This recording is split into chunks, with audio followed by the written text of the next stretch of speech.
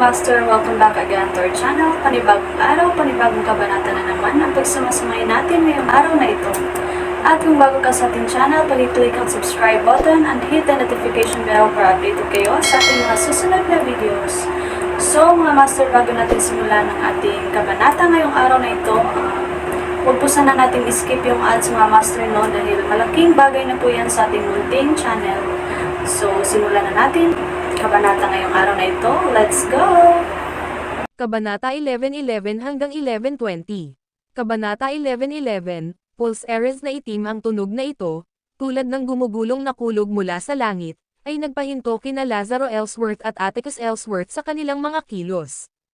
Ilang sandali pa, apat na figure ang dumating sa himpapawid, lumapag sa tabi ni Julius Reed. Nakatayo ang apat sa hawakan ng apat na espadang itinusok sa lupa, malamig ang kanilang mga ekspresyon. Gusto namin ang tao, Lowell Tennyson. Tiningnan ni Lazaro Ellsworth ang apat na mayabang na figure sa harap niya at malakas na nagtanong.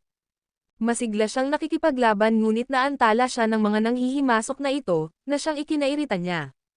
Gayunpaman, kung ang mga bagong dating na ito ay talagang mga disipulo ni Lowell Tennyson, hindi maaaring kumilos ng padalos-dalos si Lazaro Ellsworth.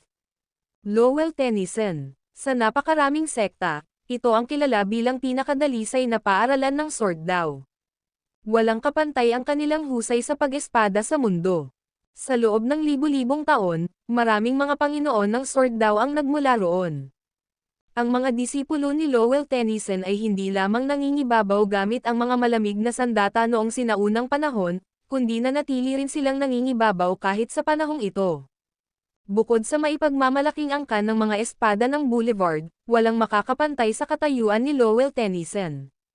Tama, kami ang apat na tagapag-alaga ng espada sa paligid ni na Swordful, Tennyson 1, Tennyson 5, Tennyson 9, Tennyson 14. Malamig na nagsalita ang pinuno. Ang pagiging simple ang siyang diwa ng kadakilaan. Dahil maraming tagapag-alaga ng espada sa paligid ni Swordful, madali silang pinangalanan gamit ang mga numero para sa madaling pagtukoy at pamamahala. Ako si Tennyson 1, ang punong tagapag-alaga ng espada ng Swordful. Ang pinuno, ang isang paa ay nasa hawakan ng espada, ay itinuro si Julius Reed sa likuran niya. Ngayon, isasama natin siya.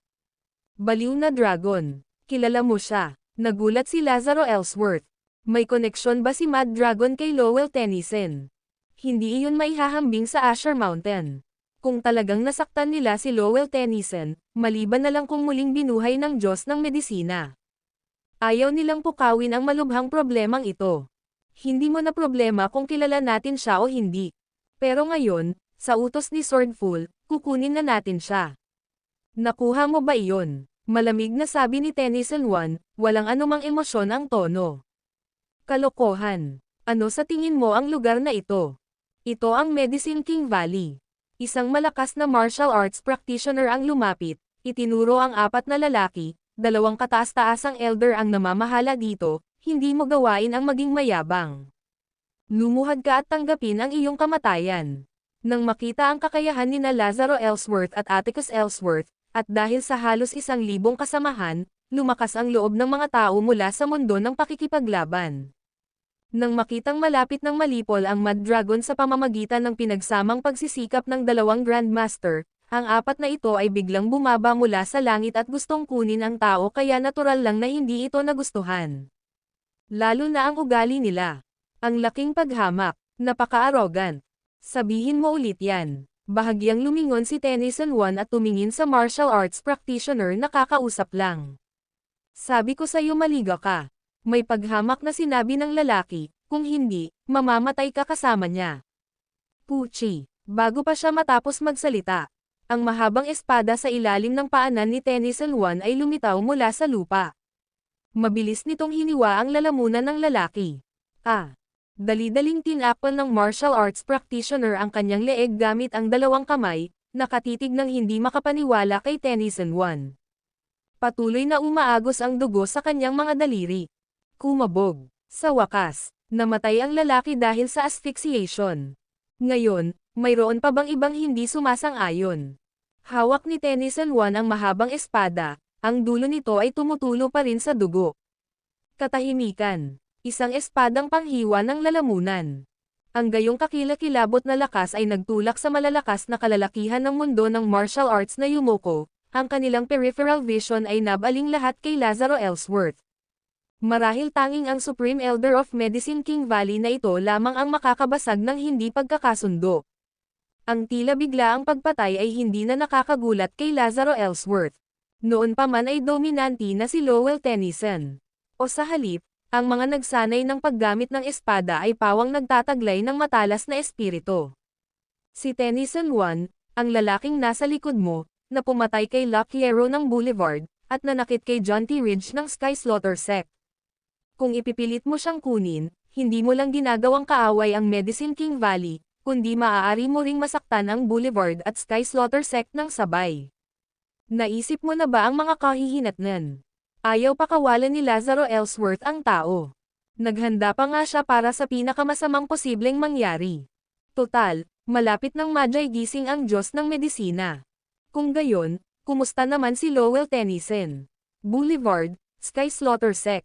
Bahagyang kumunot ang noo ni Tennyson I, na nagpapakita ng kaunting kawalan ng paniniwala. Totoo ba ang sinabi mo? Ang dalawang pangunahing sektang ito ay may kilalang reputasyon. Bagamat isang mahalagang pangalan si Lowell Tennyson sa Sword daw, mas pinili nilang huwag basta-basta magkaroon ng mga kaaway. Habang nakikinig sa mga salita ni Lazaro Ellsworth, malinaw na nag-atubili si Tennyson I.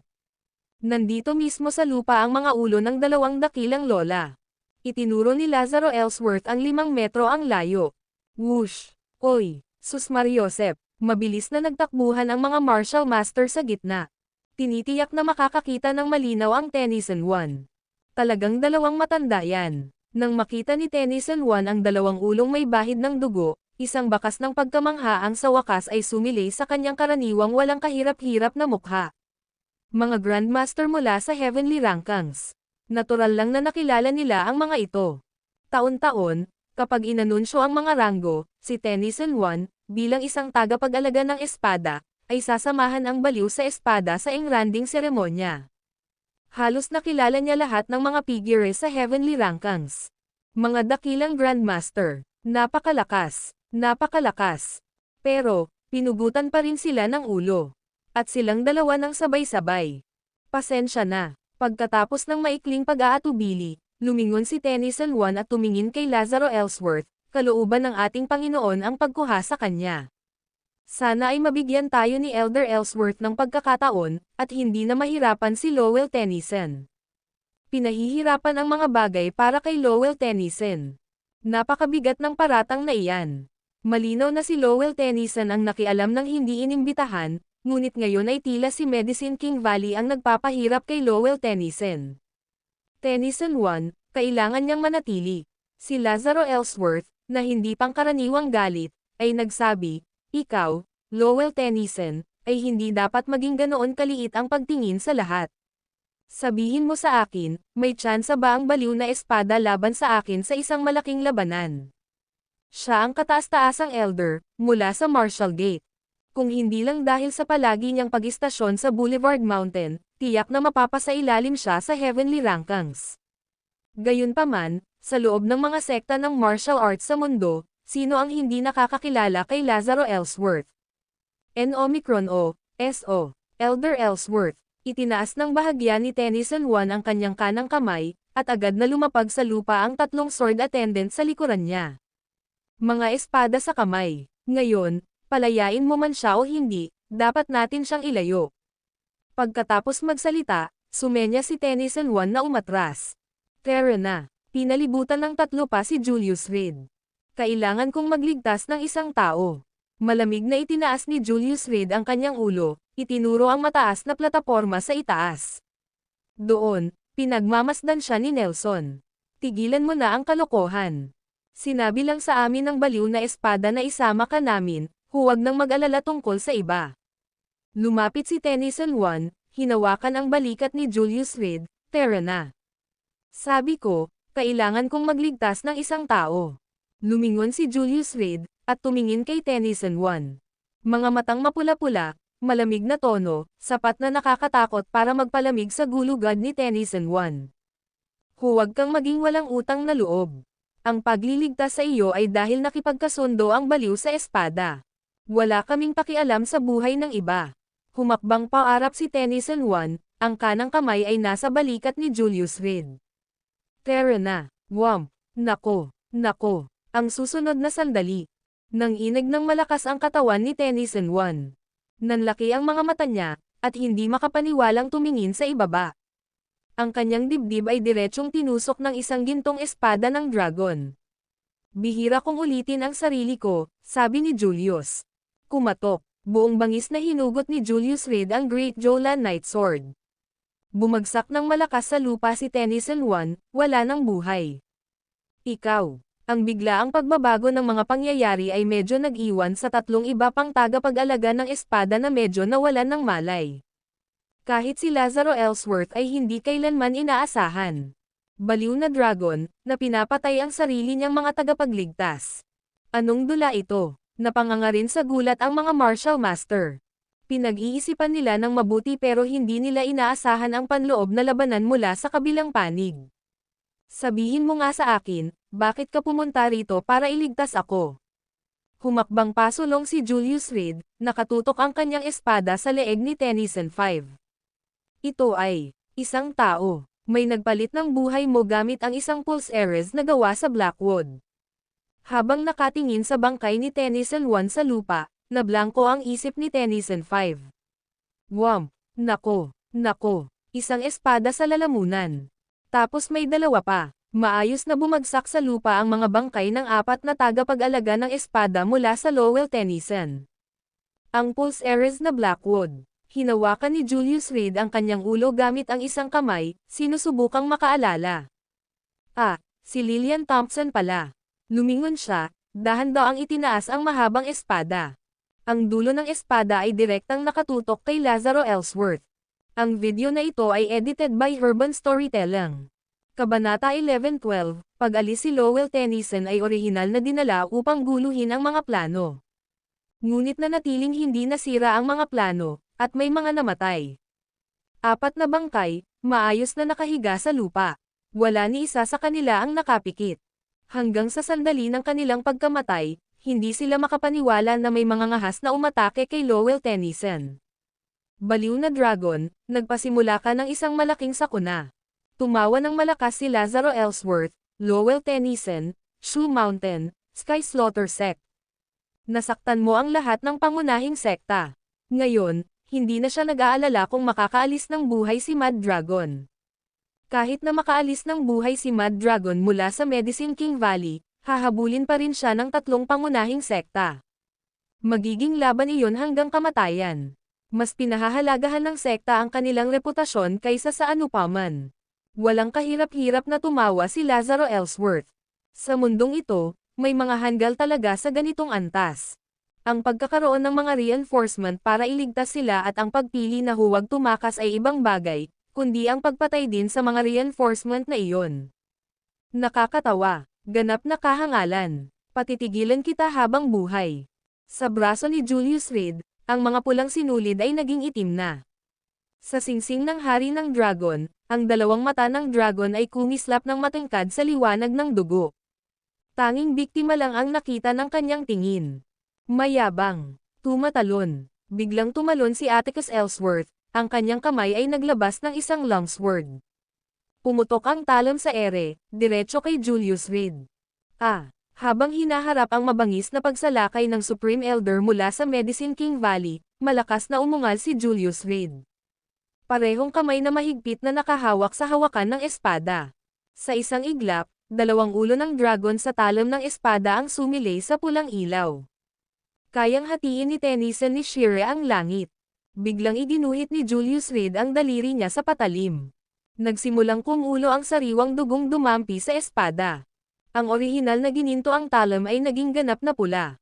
Anong nangyayari? Nagulat si Atticus Ellsworth. Ngunit ang longsword sa kanyang kamay ay patuloy na tumagos sa hangin ng walang humpay.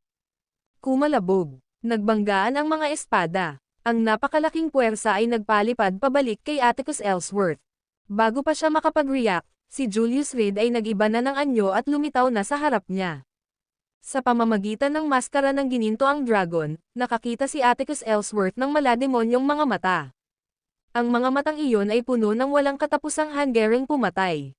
Pagkatapos, nahulog ang espada. Ang Supreme Elder of Medicine King Valley ay nahati at bumagsak sa lupa. Nagpumilit na bumangon ang itaas na bahagi ng katawan ni Atticus Ellsworth ngunit wala siyang magawa.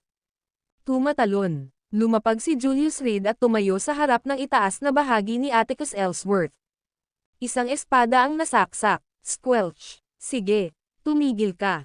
Nagkalat ang dugo kahit saan. Tumalsik ito sa buong katawan niya. Pati ang maskara niya ay may bahid ng dugo. Ngunit si Julius Reed, na parang walang nakita, ay hinawakan ang namumula ng longsword, at humakbang papunta kay Lazaro Ellsworth. Kapatid na nakababata, nang makita ang bangkay ni Atticus Ellsworth, namula ang mga mata ni Lazaro Ellsworth sa galit. Sa loob-loob niya, nanginginig siya, takot at galit na galit. Totoo bang si Mad Dragon ang taong ito? Ganito ba kalakas si Mad Dragon? Ngayon, sa wakas ay naunawaan na niya kung paano namatay sina Lockyer at John T. Ridge. Sa tapat at bukas na laban. Hindi naman sa masyadong mahina ang dalawang Grandmaster, kundi dahil masyadong malakas ang kanilang kalaban.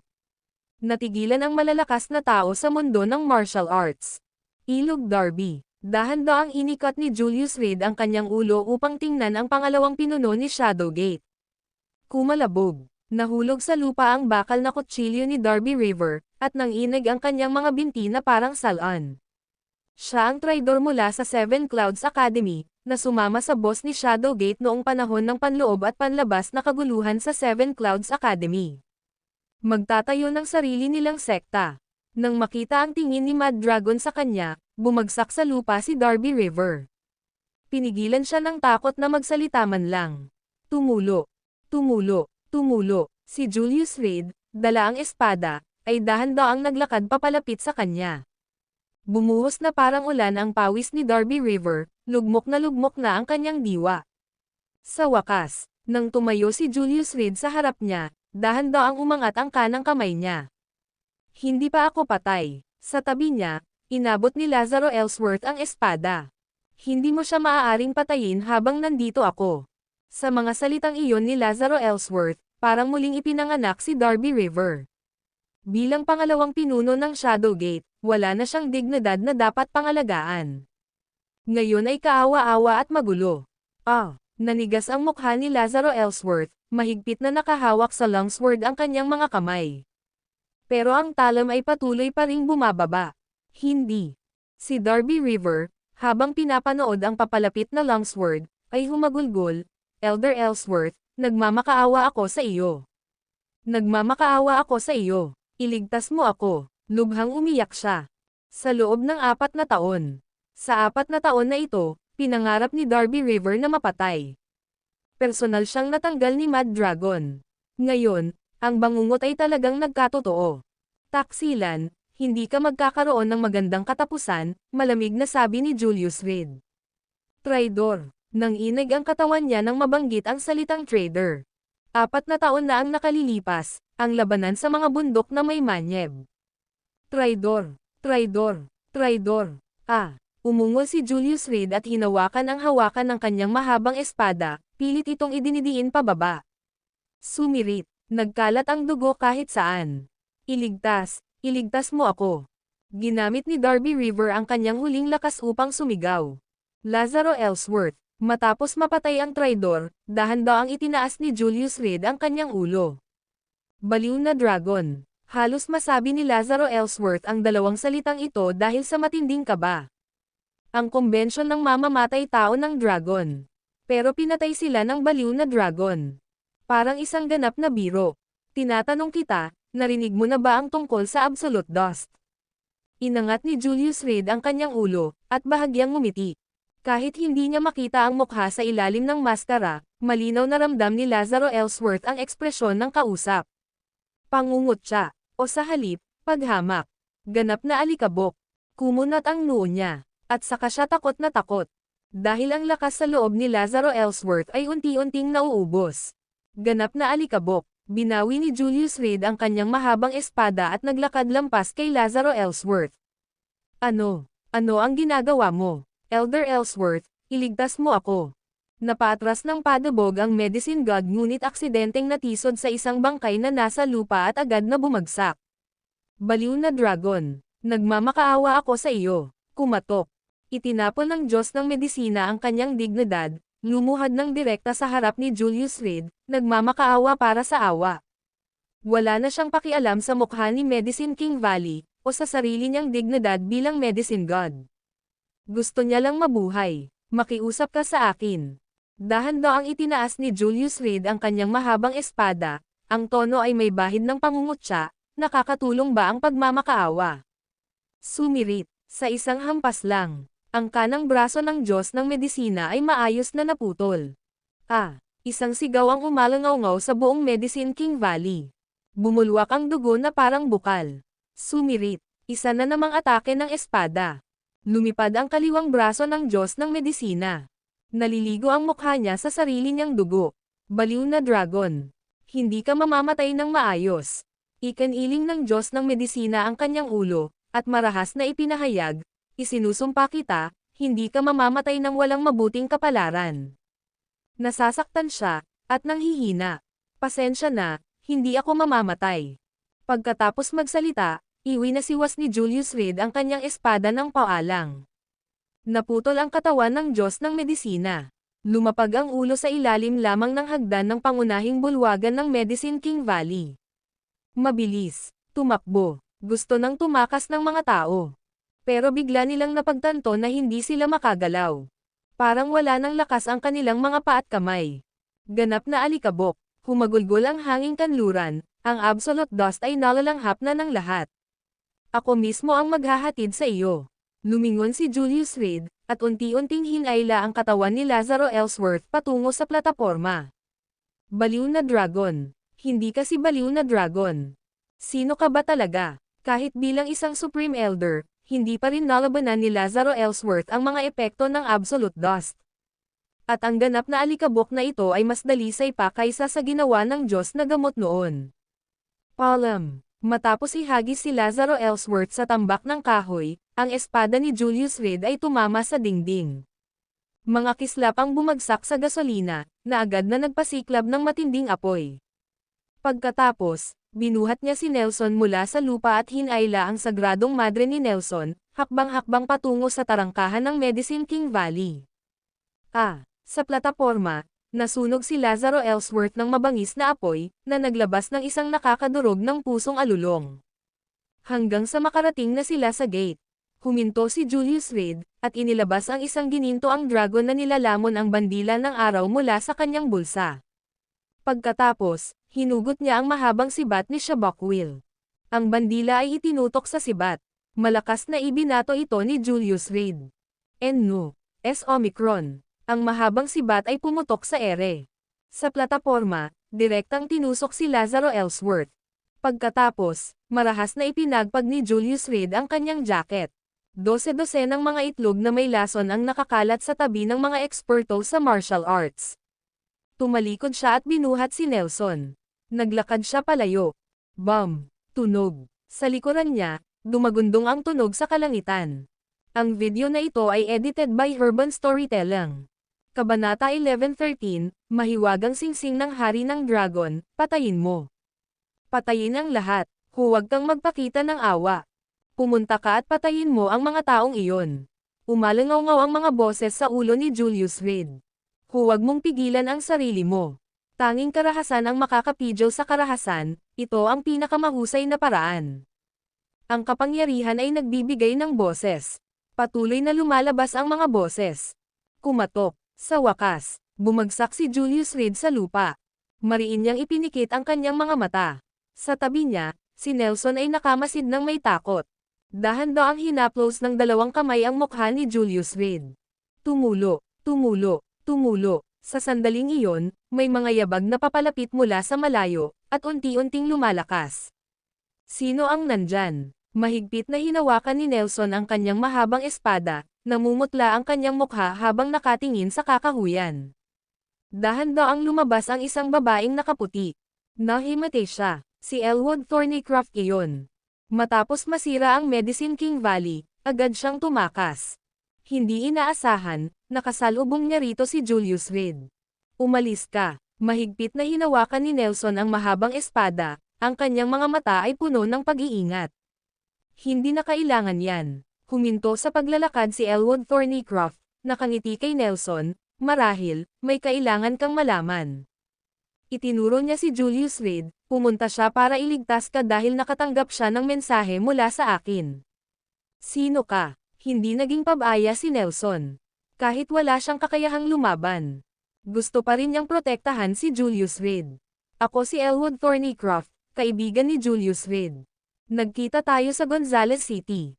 Lumapit si Elwood at dahan-dahang inilayo ang espada ni Nelson, magtiwala ka sa akin, hindi ko siya sasaktan. Pagkatapos noon, dahan-dahang tiningnan ni Elwood ang palso ni Julius Reed. Samantala, dahan-dahan niyang tinanggal ang kanyang maskara. Pagkatanggal ng maskara, parehong natigilan ang dalawang babae. Ang mukha ni Julius Reed ay kasing putla ng papel. Dalawang manipis na itim na guhit ang malalim na nagmarka sa kanyang balat. Kumakalat mula sa kanyang mga pisngi hanggang sa kanyang mga sentido. Paano nangyari ito? Sigaw ni Nelson. Guro. Gumapang siya palapit, dahan-daang naiyuyugyug ang kanyang tagapagturo. Sandit. Napangiwi ang kanyang tagapagturo, dahan-daang iminulat ang kanyang mga mata. N10, C0. Nasaan ito? Tumingin siya sa paligid, at napagtanto niyang nasa kagubatan pala sila. Imposibleng matukoy ang anumang direksyon. Iniligtas tayo ni Julius Reed. Pero ngayon wala na siyang malay. Sumigaw si Nelson, Guro, may kakayahan ka bang iligtas siya? Julius Reed, 10,000. Nang banggitin niya ang 10,000, maingat na pinagmasdan ng kanyang tagapagturo si Elwood, at mariing nagtanong, sino ka? Ang pangalan ko ay Elwood Thornycroft, isang kaibigan ni Julius Reed. Tumayo si Elwood, hinugot ang ilang bagay mula sa kanyang yakap at inilapag ang mga ito sa sahig.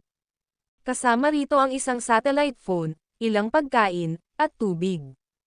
Kinuha ko ito noong umalis ako sa Medicine King Valley. Pagkatapos, tumanggo siya kay Nelson, dahil dumating si Julius Reed para iligtas ka, makakaalis na ako ng may kapanatagan ng loob. Mas makabubuti kung aalis ka sa loob ng 2 oras. Kung hindi, baka hanapin ka ng mga tao mula sa Thunder Peak Hall. Sumulyap si Elwood kay Julius Reed sa huling pagkakataon, sinulyapan ang mga bakas ng karayom sa braso nito, nag-atubili, pagkatapos ay naglagay ng sulat sa bulsa ni Julius Reed. Basahin niya ang sulat na yan pagkagising niya. Nagturo pa si Elwood ng ilan pang mga bagay, pagkatapos ay tumalikod at umalis. Mapagkakatiwalaan ba natin siya? Pinagmasdan ng kanyang tagapagturo ang Papa Atres na figure ni Elwood, at nag-aatubiling sinabi, karaniwan, agad ko siyang pinapatay. Bueno, pagkatiwalaan natin siya ngayon din. Kinakaladkad ang kanyang pagod na katawan, ang kanyang tagapagturo ay nahihirapang umupo, nakatingin kay Julius Reed. Paano nangyari ito? Hinawakan niya ang isang kamay sa itim na linya at sinimulang patuloy na igalaw ang kabila dito. Sa wakas, ang tingin niya ay nakatuon sa singsing ng hari ng dragon. Singsing ng hari ng dragon. Matapos makita ang singsing, ang madre mula sa Southern Sea ay napaisip ng malalim. Aking alagad, mayroon ka bang pilak na karayom? Oo. Dahan-daang ibinoka ni Nelson ang kanyang bibig, sa loob ay 3 pilak na karayom. Mga nakatagong sandata iyon, mahalaga para sa isang master. Subukan natin. Kinuha ng madre mula sa Southern Sea ang mga pilak na karayom, dahil hindi niya mapigilan ang pag-ubo. Masyadong malakas ang suntok ni Lazaro Ellsworth, na direktang nagdulot ng kanyang malubhang pinsala. Matapos patatagin ang kanyang hininga, ang madre mula sa Southern Sea ay may hawak na pilak na karayom sa isang kamay at biglang pinitik ang kabila. Whoosh! Oy! Sus Mariosep! Ang pilak na karayom ay tumalsik na parang bala, direktang tumagos sa itim na linya na nagdurugtong sa singsing ng hari ng dragon at sa kanyang braso. Pagkatapos ay bumagsak ito sa lupa. Sumirit. Ang kulay pilak na karayom, pagkatama sa lupa, ay agad na kinakalawang. Sa loob lamang ng ilang segundo, tuluyan itong nawala. Anong nangyayari? Kumurap si Nelson, nagtanong ng hindi makapaniwala. Sa kanyang pananaw, paano maaaring kinakalawang ng dugo ni Julius Reed, na hindi tinatablan ng daan-daang lason, ang isang pilak na karayom. Malamang na totoo ang alamat. Hindi sinagot ng madre mula sa Southern Sea ang tanong ni Nelson at sa halip ay ginawa niya ulit ang parehong bagay. Tinusok niya ang pangalawang pilak na karayom. Katulad nito, ang pilak na karayom ay tumagos sa itim na linya, at pagkatapos bumagsak sa lupa, unti-unti itong kinakalawang. Ngunit malapit nang maputol ang itim na linya. Huff! Huminga ng malalim ang madre mula sa Southern Sea at dahan-daang bumantong hininga. Bakasyon. Sumigaw siya ng malakas. Gamit ang kanang kamay niya, gumawa siya ng galaw na nakaturo sa hangin. Puff! Palihis na guhit tuldok-tuldok-tuldok. Matapos ihampas ang pilak na karayom, hindi niya napigil ang samuka ng dugo. Ang pilak na karayom ay naging isang guhit ng kinang, direktang tumama sa itim na linya. Sa wakas, ang itim na linyang kumakalat mula sa Dragon King Ring ay tuluyang naputol. At ang natitirang mga itim na linya ay unti-unting naglaho sa bilis na nakikita ng hubad na mata. Ang unang naglaho ay ang itim na guhit sa mukha ni Julius Reed. Tapos yung braso, panghuli, tanging sa paligid ng singsing na lang ang natitira.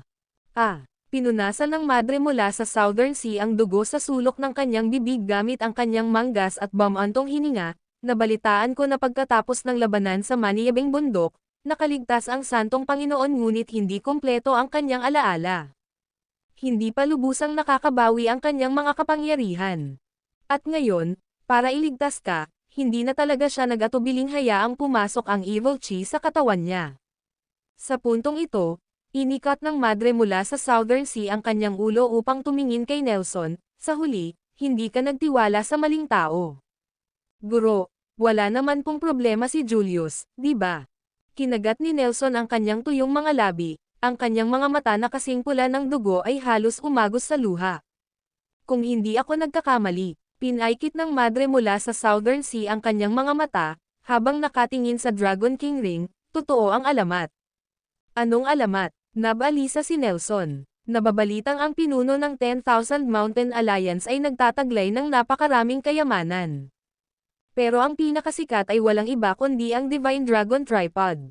Tila nawala sa mga alaala ang madre mula sa Southern Sea.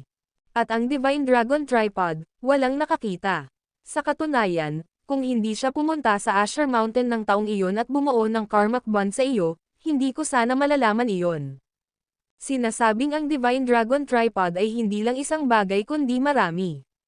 Malamang na bahagi ng Divine Dragon Tripod ang singsing ng Hari ng Dragon. Noon, ginawa ng Saint Lord ang Dragon King Ring para pigilan ang evil chi.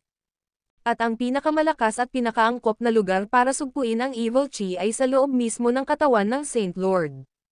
Sa palagay ko, maaaring pagkatapos mabawi ng Hari ng Dragon ang kanyang alaala, hindi pa nakakabawi ang kanyang lakas.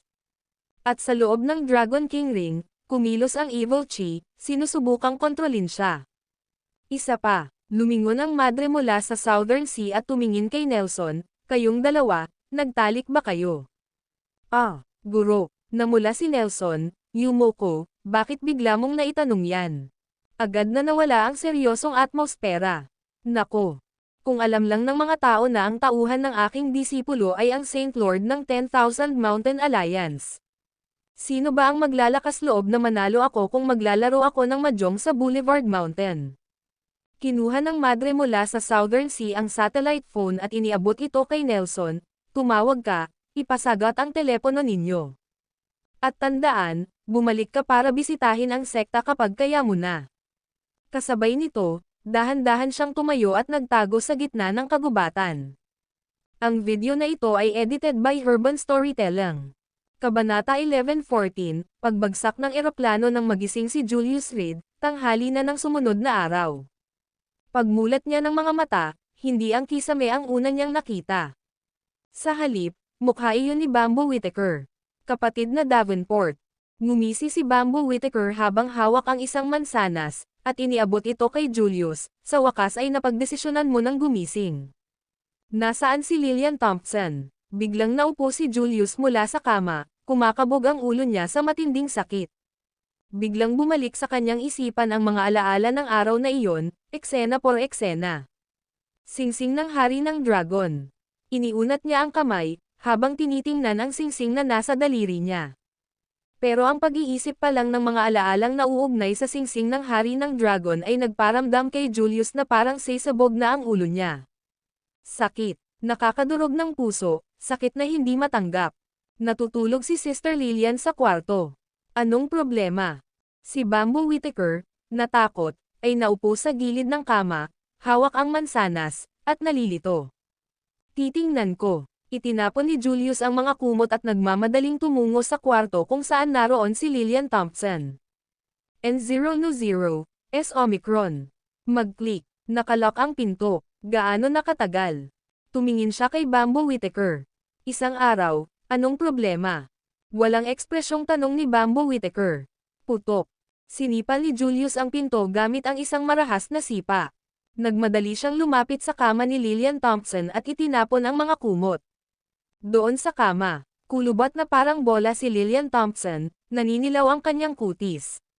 Sa kanyang mga braso, kung saan maputi ang balat noon, lumitaw ang mga pulang guhit.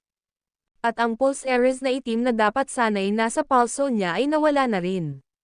Banal, Panginoon, tila namalayan ni Lillian Thompson na may tao sa tabi niya.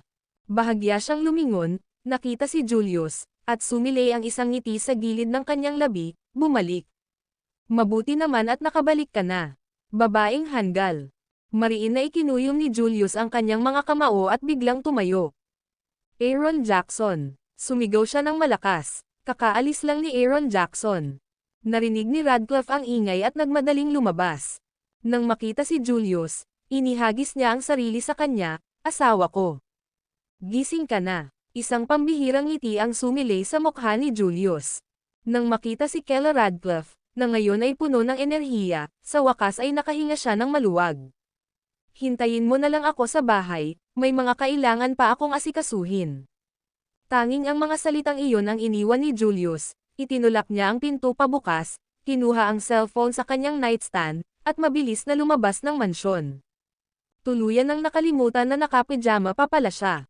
Aaron Jackson. Pagkababa niya, tinawagan niya si Aaron.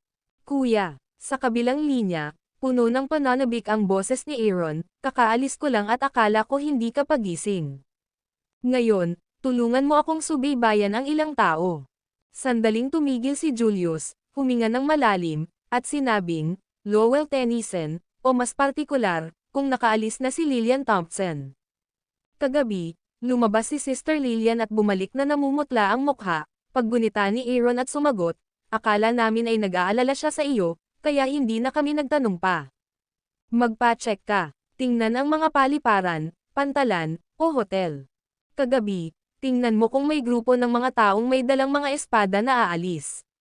Malamig na sabi ni Julius, napakatagal mo na sa Gonzales City, huwag mo akong biguan. Naiintindihan ko. Ibinaba ni Aaron ang telepono at agad na nag-check-in. Pagkalipas ng kalahating oras, ilang daang larawan ng mga taong may dalang mga espada ang ipinadala sa kanyang telepono. Isa-isang binuklat ni Julius ang mga ito. Marami ang nag-cosplay. Pero sa kanila, 5 ay mula kay Lowell Tennyson. Kahit sa mga litrato, ramdam na ramdam niya ang matinding aura ng mga ito sa screen. Aaron, sundan mo ang 5 taong ito. Agad-agad. Ngayon na. Pagkatapos tawagan ni Julius, diretso siyang sumakay sa kanyang sedan. Pagkalipas ng 3 minuto, nagpadala si Aaron ng elektronikong mapa sa pamamagitan ng satellite tracking. Sa mapa, 5 individual mula sa Lowell Tennyson ang palaboy-laboy sa mga suburb ng Gonzales City. Kuya Davenport, hindi umalis ang mga taong iyon kagabi. Sa halip, nanatili sila sa hotel at tinawag ang ilang mga babae. Umalis sila papuntang Five River Province 1 oras pa lamang ang nakalipas. Mabilis na dumating ang tawag ni Aaron Jackson, dahil sa takot na baka may makaligtaan kahit isang detalye. Dito ka lang. Pinaikit ni Julius Reed ang kanyang mga mata, pinagmasdan ang paligid. Bukas na lugar iyon. Ano ba ang ginagawa ng mga disipulo ni Lowell Tennyson at huminto rito? Helicopter. Biglang tinampal ni Julius Reed ang noo niya. Plano nilang umalis sakay ng helikopter. Kapag sumakay na sa helikopter ang mga taga Lowell Tennyson, maaaring kailanganin niya silang habulin hanggang sa Lowell Tennyson para makuha ang Pulse Ares na itim. Sa panahong iyon, hindi na lang ito magiging isang mabangis na labanan. Kaduda-duda kung makakatagal si Lillian Thompson hanggang sa siya ay bumalik. Malayo sa enerhiyang yin ng itim na kahoy, ang malakas na enerhiyang yang naipon sa katawan ni Lillian Thompson sa loob ng maraming taon ay sabik ng sumabog. Walang tigil nitong kinagat ang katawan niya. Sa katunayan, kung hindi naging immortal si Julius Reed, tiyak na hindi niya makakayanan ang ganitong pangangibabaw. Pero isa siyang immortal, isang hari ng dragon. Aba, pangangibabaw nga naman, siya ang pinakatampok nito. Nang makumpirma niya ang kanyang target, marahas na tinapakan ni Julius Reed ang accelerator, at tumakbo patungo sa lokasyon sa mapa. Bam! Tunog. Umungol ang sedan. Naglaho ito sa mga lansangan. Tuldok-tuldok-tuldok, sa labas ng Gonzales City, sa isang bakanteng lote. Nagtipon ang 5 gwardya ng Tennyson, nagkukwentuhan at nagtatawanan. Nakakainis talaga yung babaeng yun kagabi. Hinawakan ng pinuno ang kanyang baba, hindi pa rin kontento, kung hindi lang dahil sa paghimok sa atin ng Tennyson 1, gugustuhin ko pa sanang manatili ng ilang araw. Tama. Ang ikatlong lalaki ay nag-utos ng 5 babae ng sabay-sabay, at kahit ang paglalakad ay tila kakaiba para sa kanya ngayon.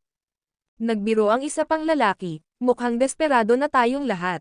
Sadyang humajijek ang grupo, ang kanilang mga mukha ay puno ng mga alaala. Mabuti na lang at may gawain ito, kung hindi, baka nabaliw na kami sa pananatili sa Lowell Tennyson. Antong hininga ang pinuno, hindi kasing swerte natin ang Tennyson 1. Nagmadali sila ng libu-libong milya patungong Medicine King Valley para sa isang mahirap na gawain, sinusundan ang isang lalaki. Hindi iyon kasing komportable ng sa amin. Pagbalik natin, dapat tikom ang bibig ng lahat. Kapag nalaman ng Tennyson 1 na pagkatapos nating makuha ang ebony bracelet ay nag-enjoy pa rin tayo sa paglabas, siguradong parurusahan tayo. May nagpaalala, mahigpit ang mga patakaran sa Lowell Tennyson, at bihirang umalis ng bundok ang mga gwardya ng Tennyson. Ayon sa kahulugan, ginugugol ng mga gwardya ng Tennyson ang kanilang mga araw sa tabi ng mga elder ng Lowell Tennyson. Namumuhay ng walang lasa at walang sigla. Sa biyaheng ito, nagsinungaling ang 5 tungkol sa kanilang kalagayan para manatili sa Gonzales City ng isang gabi. Upang maibsan ang mga paghihirap ng mga mortal. Kung hindi lang dahil sa agarang pangangailangan para sa ebony bracelet mula kay Lowell Tennyson, mas matagal pa sana silang nanatili roon. Total, bihira lang ang mga pagkakataong makaalis sa bundok. Nandito na. Habang nag-uusap ang lahat, may tumuro sa langit. Isa itong helikopter. Tara na, kung magiging masyadong mainipin si Tennyson 1, mapapahamak tayo. Nakatayo sa bukas na parang ang nangungunang bantay ng Tennyson, nakaturo sa langit.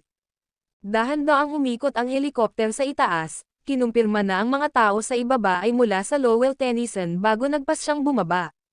Makinig kayong lahat, sumenyas ang nangungunang gwardya na manahimik, kapag nakabalik na tayo, manahimik kayo. Sino mang hindi mapigil ang magyabang, at kinakaladkad palabas para latigirin ng Tennyson 1, huwag mo akong sisihin sa hindi mo pagbabala. Huwag kang mag-alala, tiyak na itatago namin ito. Tumanggo ang mga lalaki, lahat ay nakatalikod, at nakatingin sa langit. Dahan-daang bumaba ang helicopter. Ngunit biglang may sumilay na isang guhit ng gininto ang liwanag. Bago pa man makapag-react ang mga gwardya ng Tennyson, nakarinig na sila ng isang malakas na pagsabog. Bam! Tunog. Agad na nagliyab ang helicopter. Isang malaking bowl ang apoy ang sumabog. Ang malakas na hampas ng alon ay napilitan silang umiwas ng alanganin. Ang ilan ay nilipad pa nga ng malakas na alon. Kasunod nito, isang bowl ang apoy ang bumagsak mula sa langit. Malakas itong bumagsak sa lupa. Pinasabog ang helikopter. WHO. Tumingin sa malayo ang nangungunang gwardya ng Tennyson at sumigaw. Sa tabi ng isang sedan ay nakatayo ang isang lalaki. Nakasuot ng pijama, tamad na nagunat ang lalaki, dahan-daang naglakad papalapit sa kanila. Ang video na ito ay edited by Urban Storytelling. Kabanata 1115 Diyos ng Medisina, mag-ingat.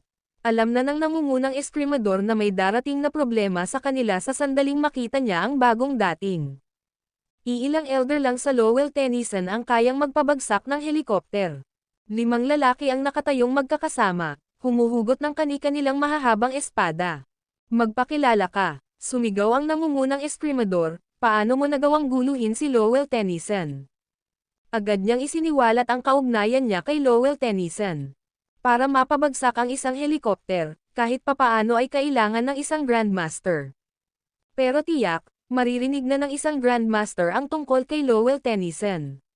Sa mundo ng mga sekta, ang reputasyon ni Lowell Tennyson ay walang kapantay kumpara sa bundok shoe.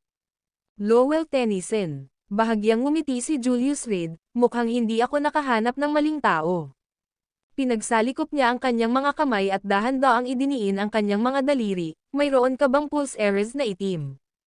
Hindi namin alam ang pinagsasabi mo. Bahagyang sumimangot ang nangungunang swordsman at inilagay ang isang kamay sa likod niya, palihim na sinenyasan ang kanyang mga kasama. Naunawaan ito ng kanyang mga kasama at naghanda silang sama-samang umatake. Dahil alam nila ang tungkol sa pulse Ares na itim, tiyak na sila ang tina-target nila. Maaaring wala ng epektong panghadlang ang reputasyon ni Lowell Tennyson. Sino ka ba talaga? Muling sumigaw ang nangungunang eskrimador, dahil alam mo na ang tungkol sa pulse Ares na itim, siguradong galing ka sa isang sekta. Para hindi ka linlanggan, naibalik na namin ang ebony bracelet kay Lowell Tennyson kagabi. Iyan ang hinahanap ni Elder Mad Dragon. Sinubukan niyang magpumiglas para makapasok. Una, tinangka niyang takutin ang binata gamit ang pangalang Elder Mad Dragon, at pangalawa, ipinahiwatig niya na wala sa kanya ang pulse Ares na itim. Nakikita kong mas mainam ang mga patay na tao. Nakataas ang kilay na sabi ni Julius Reed, mabuti na lang at hindi nagsisinungaling ang mga patay. Dahil dyan, humakbang siya pasulong. Atake. 2 espadador na may hawak na mahahabang espada ang tumama kay Julius Reed. Pero isa lamang imahe pagkatapos ng lahat ang kanilang nakita. Parehong hindi tumama ang espada. Anong nangyayari? Isa sa kanila ang bumulalas, nasaan siya? Ang eskrimador na kasama niyang sumalakay ay nalito rin. Sigurado siyang nakita na niya ang target, pero bakit hindi tumama ang kanilang mahahabang espada? Nasa likod mo siya, sumigaw ang pinuno ng mga espada. Pero huli na ang lahat. Bago pa man makatalikod ang dalawa, nabali na ni Julius Reed ang kanilang mga leeg. Kumatok, 2 bangkay ang bumagsak sa lupa. Nanlaki ang kanilang mga mata. Ngayon, sasabihin mo pa rin ba sa akin na wala sa iyo ang pulse Ares na itim? Nakatayo si Julius Reed na nakakuyom ang mga kamay sa likuran, nakatingin sa 3 lalaki sa harap niya. Ibigay mo yan, at baka iwan ko kayong may isang buong bangkay. Baliw, kabilang kami sa Lowell Tennyson. Nawala ang kulay sa mukha ng nangungunang eskrimador, at hindi sinasadyang gumalaw ang kanyang lalamunan. Masyado siyang malakas, kahit hindi sila mahina, tila wala silang lakas para gumanti sa harap ni Julius Reed. Lowell Tennyson, humakbang paarap si Julius Reed, itinuro ang 3 lalaki, Lowell Tennyson, ano ba yan? Pagkatapos niyang magsalita, biglang kumurap ang kanyang figure. Bam! Tunog! 2 suntok ang inihagis niya. Ang mga espada sa magkabilang panig ay napalipad at namatay bago tumama sa lupa. Sa isang kisap mata, 5 ang nabawas sa 4. Tanging ang nangungunang mandirigma ng eskrima ang natira. Sino ka? Halos hindi man lang mahawakan ng huling lalaki ang kanyang espada. Masyado siyang malakas. Ang lakas ng kalaban ay labis na nakapanlulumo kaya't nawalan siya ng lahat ng lakas ng loob na lumaban. Ang huling pagkakataon na nakatagpo niya ang isang walang talo na nilalang ay noong kumilos mismo ang Mad Dragon. Dumaan ang sword chi. Ibigay mo na. Inilahad ni Julius Reed ang isang kamay. Lunok. Nanuyam ang lalamunan ng eskrimador, umiikot ang kanyang ulo. Sa wakas, may inilabas siyang maliit na kahon na gawa sa brocade mula sa kanyang dibdib. At inilagay ito sa kamay ni Julius Reed. Napakaganda ng kahon. Nang buksan ito ni Julius Reed, isang nakakapreskong lamig ang bumungad sa kanya. Pulse Ares na itim iyon. Sa simula, nilaibat niya ang mundo upang sugpuin ang agresibong puwersa sa loob ng katawan ni Lillian Thompson at sa wakas ay nagawa niya ang Pulse Ares na itim.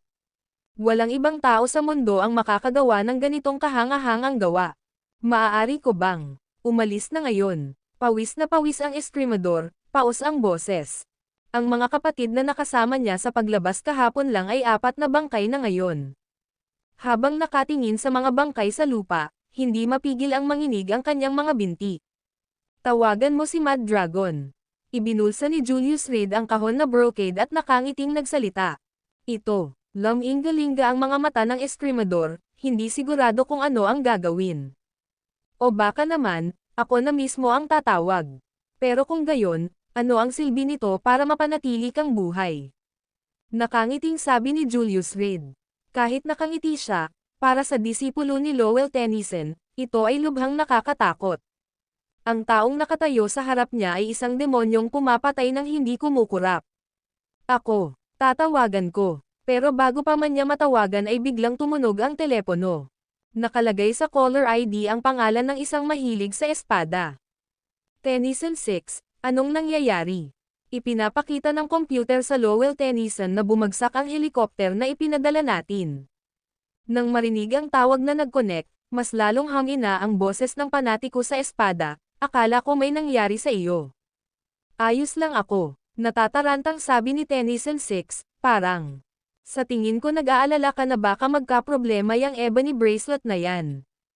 Nakangiting sabi ni Julius Reed.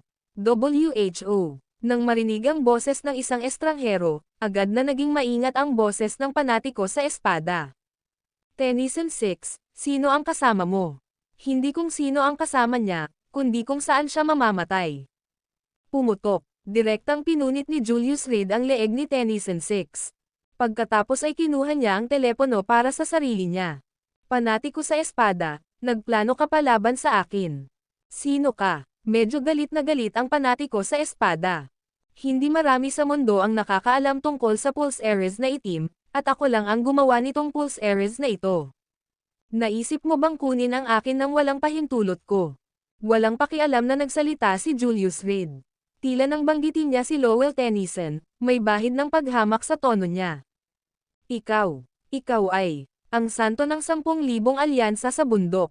Julius Reed, halatang nagulat ang panatiko sa espada. Pagkatapos ng maikling pagkabigla, bumalik sa normal ang tono ng kanyang boses. Ang 10,000 Mountain Alliance ay talagang magulo. Julius Reed, nabalitaan kong binawi na ng DeMarco Mount ang kontrol mo sa Wolf Cavalry at malapit nang maghalal ng bagong Saint. Sa ganitong panahon, sa halip na subukang kumapit sa buhay, narito ka at sinasalungat ako. Sa tingin mo ba ay parang 4 na taon na ang nakalipas? Puno ng paghamak ang tono ng panatiko sa espada. May panahon na kinailangang yumoko si Lowell Tennyson bilang basalyo sa 10,000 Mountain Alliance. Pero ngayon, hindi na si Julius Reed ang santo. Gustong-gusto ko ang mayabang mong tono. Itinaas ni Julius Reed ang telepono at walang pakialam na sinabi, nandito sa akin ang Pulse Ares na itim. Kung talagang may lakas ng loob ka, kunin mo na lang yan. Sa tingin mo ba hindi ako maglalakas loob? Malamig na sinabi ng panatiko sa espada, maraming tao sa mundo ang nananabik sa iyong kamatayan. Wala akong pakialam kung magustuhan mo na ngayon. Nasa Gonzales City ako, hinihintay ka. Pagkatapos magsalita, dinurog ni Julius Reed ang telepono. Tumalikod siya at umalis. Sa likuran niya, tanging tunog ng nasusunog na helicopter ang natitira. Kasabay nito, Lowell Tennyson. Shala, biglang hinugot ng isang matanda ang kanyang longsword. Nag-cross ang sword chi. Sa looban, isang malaking puno ang pinutol sa kalahati sa baywang. Sobra na ito. Huminga ng malalim ang matanda, sinusubukang pakalmayan ang galit na nag-aalab sa loob niya. Panatiko sa espada, ano yan? Isa pang matanda ang dumating mula sa looban, nakatingin sa nabasag na puno, at gulat na sinabi, bilang mga nagsasanay ng espada, linangin ninyo ang inyong pagkatao. Bakit ang tindi ng galit mo ngayon? May pumatay sa aking disipulo. Malamig na sinabi ng panatiko sa espada, kailangan kong tanggapin ang paghihiganting ito. Kunin mo. Nang sandaling iyon, isang disipulo ang nataranta at tumakbo papasok sa bulwagan. Lumuhad siya ng direkta sa harap ng panatiko sa espada. Magsalita ka. Malamig na sabi ng panatiko sa espada. Enon Zero, CO, sina Tennyson One at ang iba pa, napatay sila sa Medicine King Valley. Base sa mga sugat, gawa iyon ng Mad Dragon. Mahina hong nagsalita ang disipulo. Ano? Ang mga ekspresyon ng panatiko sa espada ay biglang nabago. Baliw na dragon. Nasaan ang baliw na dragon? Nagpadala ako ng mga tao para iligtas ka, pero nang ahas kang patayin ang aking disipulo. Lungsod ng Gonzales. Sumagot ang disipulo. Lungsod ng Gonzales. Muli, lungsod ng Gonzales. Umungol ang panatiko sa espada. Tara na, samahan mo ako sa paghihiganti. Kuwait, bundok ng Boulevard. Sa isang silid na may yelo.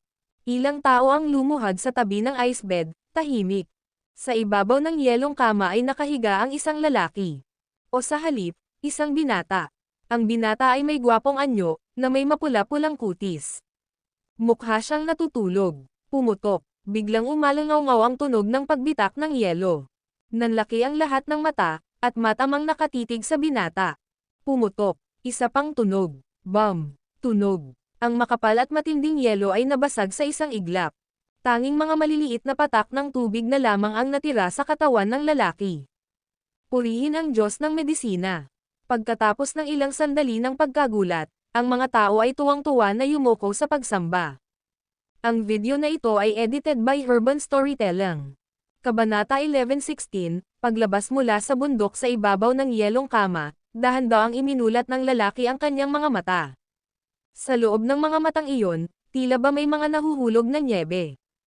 Sumirit, kasabay ng malakas na ingay. Mabilis na sumangga ang ambon sa katawan ng lalaki na parang nasunog sa matinding init. Sa loob lamang ng kalahating minuto, tuyo ang kanyang mga damit. Ito ay isang itim na damit na sawa na banordahan ng mga gininto ang sinulid. Sa ibabaw ng yelo, nawala rin ang ambon, naiwan na lamang ang isang tabla na gawa sa kahoy. Pagkatapos ng daan-daang taon sa napakalamig na lugar na ito, ang tabla ay hindi pa rin nababago kahit kaunti. Perpektong buo. Sa kabaligtaran, ang una na may yelo sa ilalim ng ulo ng lalaki ay tuluyang naglaho, na nagpapakita ng isang batong jade na nababalot sa gitna. Itim na jade. Nanginginig na lumuhad ang mga tao sa paligid malapit sa lalaki, hindi nang ahas na itaas ang kanilang mga ulo. Pagkatapos ng mahabang panahon, dahan-daang umupo ang lalaki. Isinubo niya ang itim na jade sa bibig. Huminga siya ng malalim. Ang ika-21 henerasyon ng Supreme Elder ng Medicine King Valley, si Zane Ellsworth, ay nagbibigay pugay sa Diyos ng medisina. Dahan-daang itinaas ng nangungunang elder ang kanyang ulo at nagsimulang magsalita ng may panginginig. Pinagsalikop niya ang mga kamay sa magalang na paraan. Nagbibigay pugay sa Diyos ng medisina. Sa likod ni Zane Ellsworth, isang grupo ng mga elder ng Medicine King Valley ang malalim na yumoko. Ayoko ng karangyaan at pangyayari. Pinagmasdan ng lalaki ang sarili niyang mga kamay at marahang hinawakan ang mga pisngi nito. Tila lubos na nasiyahan. Anong taon at buwan na ngayon? Pinaihit niya ang kanyang leeg at iniunat ang kanyang mga kalamnan. Tugon sa Diyos ng medisina. Ika-9 ng Abril na ng taong 2020. Nagsalita si Zane Ellsworth, hindi mapigilan ang sarili na suriin ang lalaking nasa harap niya. Ang alamat na kumalat sa Medicine King Valley sa loob ng daan-daang taon ay nasaksihan na niya ngayon ng personal. Matapos pumanaw ang ilang henerasyon ng mga Supreme Elder, marami sa Medicine King Valley ang nawalan ng pag-asa sa alamat. Nagsimula nang lumitaw ang iba't ibang boses sa loob. Ang paghihintay ang pinakamasakit na bagay. Simula nang magpanggap na namatay ang Medicine God at may lagay ang kanyang katawan sa kama na ito na may yelo, hindi na natigil ang mga pagdududa sa Medicine King Valley. Matapos mamatay ang dating Supreme Elder, ang sumunod ay kinailangang magmadali mula Medicine King Valley patungong Boulevard upang simulan ang walang katapusang paghihintay. Dumating at umalis ang mga henerasyon dito. Sa tabi nito, ang Ice Cave ay nagsilbing punerarya. Nang maramdaman ng kataas-taasang elder na nagbabantay sa Diyos ng medisina na bilang na lamang ang kanyang mga araw. Mag-iiwan siya ng testamento at mag-isang pupunta sa Yellow Cueva upang tahimik na maghintay sa kamatayan. Sa kasalukuyan, daan-daang mga bangkay na nakalibing sa yelo ang nakalibing sa loob ng ice cave na iyon. Ang takot at pagkabalisa ay malalim na nakabaon sa puso ng bawat tao. Sa wakas, Nabuhay muli ang Diyos ng medisina. Nabuhay muli sa kanilang henerasyon. Ang pag-asa at tiwala na inilagay ng Medicine King Valley sa loob ng daan-daang taon ay sa wakas ay nagkatotoo na. Nabalitaan kong may ilan na nawalan na ng pasensya. Naupo ang lalaki sa kama na may yelo, walang balak na bumaba. Lumingon siya para tingnan ang mga elders sa Medicine King Valley sa ibaba. Diyos ng medisina, baka mali ang narinig mo. Bahagyang yumoko si Zane Ellsworth at sinabing, mula sa kataas-taasang elder hanggang sa ordinaryong disipulo ng Medicine King Valley, lahat ay sabik na naghihintay sa paggising ng Medicine King. Para dito, handa kaming maghintay habang buhay. Pagkatapos niyang magsalita, agad na sumagot ang mga elder ng Medicine King Valley, handang maghintay habang buhay. Katahimikan. Sa loob ng malamig na silong, tanging mga paghinga lamang ang naririnig. Ivan Ellsworth, huminga ng malalim ang lalaki at ikinumpas ang kamay, halika. Oo, nanginig ang matandang lalaking nagngangalang Ivan Ellsworth ngunit tumayo at nagmadaling lumapit. Ivan Ellsworth, nakilala ang Diyos ng medisina. Yumuko siya ng malalim sa harap ng icebed. Ivan Ellsworth, parang narinig kong ayaw mo raw magstay dito, nakangiting tanong ng lalaki, mukhang may ganitong insidente na, di ba? Ang Diyos ng medisina ay mapagmasid. Kumatok. Agad na lumuhad si Ivan Ellsworth sa lupa, malalim na yumoko ang kanyang ulo, walang pangalawang puso si Ivan Ellsworth. Tumayo ka na, hindi na kailangan yan. Nanatiling nakangiti ang mukha ng Diyos ng medisina. Mukhang nasa 30 anyos pa lamang siya. Gayunpaman, may ilang hibla ng puti sa kanyang buhok. Halika, lumapit ka sa harap ko. Bahagyang ikinumpas ng medicine god ang kanyang kamay, at agad na tumayo si Ivan Ellsworth, nanginginig na lumakad palapit. Habang naglalakad, hindi niya nakalimutang lingunin ang mga kasama niya. Handa ka bang bantayan ang kuweba ng yelong ito habang buhay? Nakangiting tanong ng Diyos ng medisina. Gusto ko. Seryosong sumagot si Ivan Ellsworth. Halika, tingnan natin kung gaano kaakit-akit ang Medicine King Valley Elder ng henerasyong ito. Iniabot ng Diyos ng medisina ang isang kamay, marahang hinawakan ang mukha ni Ivan Ellsworth. Nang sandaling mahawakan ang mukha niya, napasigaw si Ivan Ellsworth. Ang kamay ng Diyos ng medisina, na parang may taglay na mahika, ay agad na nagpatigil kay Ivan Ellsworth. Nagsimula ang hamog na nagyelo sa kanyang mukha, unti-unting kumalat sa kanyang buong katawan. Sa wakas, si Ivan Ellsworth ay naging isang eskultura ng yelo. Puno pa rin ng takot ang ekspresyon niya. Nako! Napakapabaya! Nanghihinayang na sinisi ng Diyos ng medisina ang sarili, pagkatapos ay humajejek, pero kahit ano paman, sinabi mo lang na handa kang manatili rito magpakailanman. Pagkasabi niyan, dahan-dahan siyang tumayo, bumaba mula sa kinatatayuan ng yelo. Sa ibaba, yumuko ang mga matatanda, hindi nang ahas na gumawa ng kahit anong ingay. Takot na takot sila ng husto. 3 araw na ang nakalipas, nagreklamo si Ivan Ellsworth, na sinasabing ayaw na niyang manatili rito. Bilang resulta, napunta siya sa ganitong kalagayan ng multo. At sa isang mahinang dampilang, kayang-kaya ng palamigan ni Medicine God si Ivan Ellsworth. Ang kapangyarihang ito ay masyadong nakakatakot. Huwag kang matakot, napansin ng Diyos ng medisina ang mga alalahanin ng mga nakatatanda, kaya't nagsalita siya upang aliwin sila, nandito lang naman siya, kung tutuusin. Pagkatapos sabihin ito, hinawakan ng Diyos ng gamot ang ulo ni Ivan Ellsworth gamit ang kanyang daliri. Pumutok, isang malinaw na tunog, isang ulo ang nahulog sa lupa. Kahit ang dugo ay wala. Sa loob lamang ng ilang segundo, tuluyan siyang natigilan. Para ay freeze ang isang Grandmaster. Ang kapangyarihang ito, nakakakilabot. N0 no, Omicron. Hindi ko sinasadyang nabali ko ang ulo niya. Yumuko ang Diyos ng medisina, binuhat ang ulo ni Ivan Ellsworth, habang bahagyang idinidiin ang mga daliri nito. Pumutok, nabasag ang yelo sa mga piraso. Tara na. Balikan natin at tingnan natin. Iniunat ng Diyos ng medisina ang kanyang katawan, tumalikod, at tumingin sa pasukan ng kuweba. Sa labas, makapal ang nyebe. Umihip ang malakas na hangin. Ilang daang taon na ang lumipas. Naglakad siya papunta sa pasukan ng kuweba, iniunat ang isang kamay para mahulog ang mga nyebe sa kanyang palad. Natatakot ako, na malapit nang magbago ang mga panahon. Daan-daang taon na ang nakalilipas, nakipagkompetensya siya sa isang tunggalian ng medisina. Ang resulta ay isang nakamamatay na lason na sumakop sa kanyang puso. Dahil wala nang ibang pagpipilian, kinailangan niyang selyuhan ang sarili niyang sigla. At habang naglalaho ang kanyang kamalayan, ayon sa sikretong iniwan ng ninuno niyang amo, inayos niya ang pagdadala ng Medicine King Valley Elder ng kanyang bangkay sa Boulevard Mountain. Alam ng lahat ang pagbagsak ng henyong Medicine King, ngunit hindi nila alam na mayroon pa itong kislap ng buhay. Inakala ng lahat na nanalo ang binata sa paligsahan, ngunit hindi nila alam na palihim na nagtanim ng kapahamakan ang Diyos ng gamot sa gamot. Ang ilang mga lason ay kumikilos agad. Ang ilang mga lason ay maaaring manatiling hindi aktibo sa loob ng daan-daang taon. Ang Bundok Boulevard ay isang pinagpalang lupain.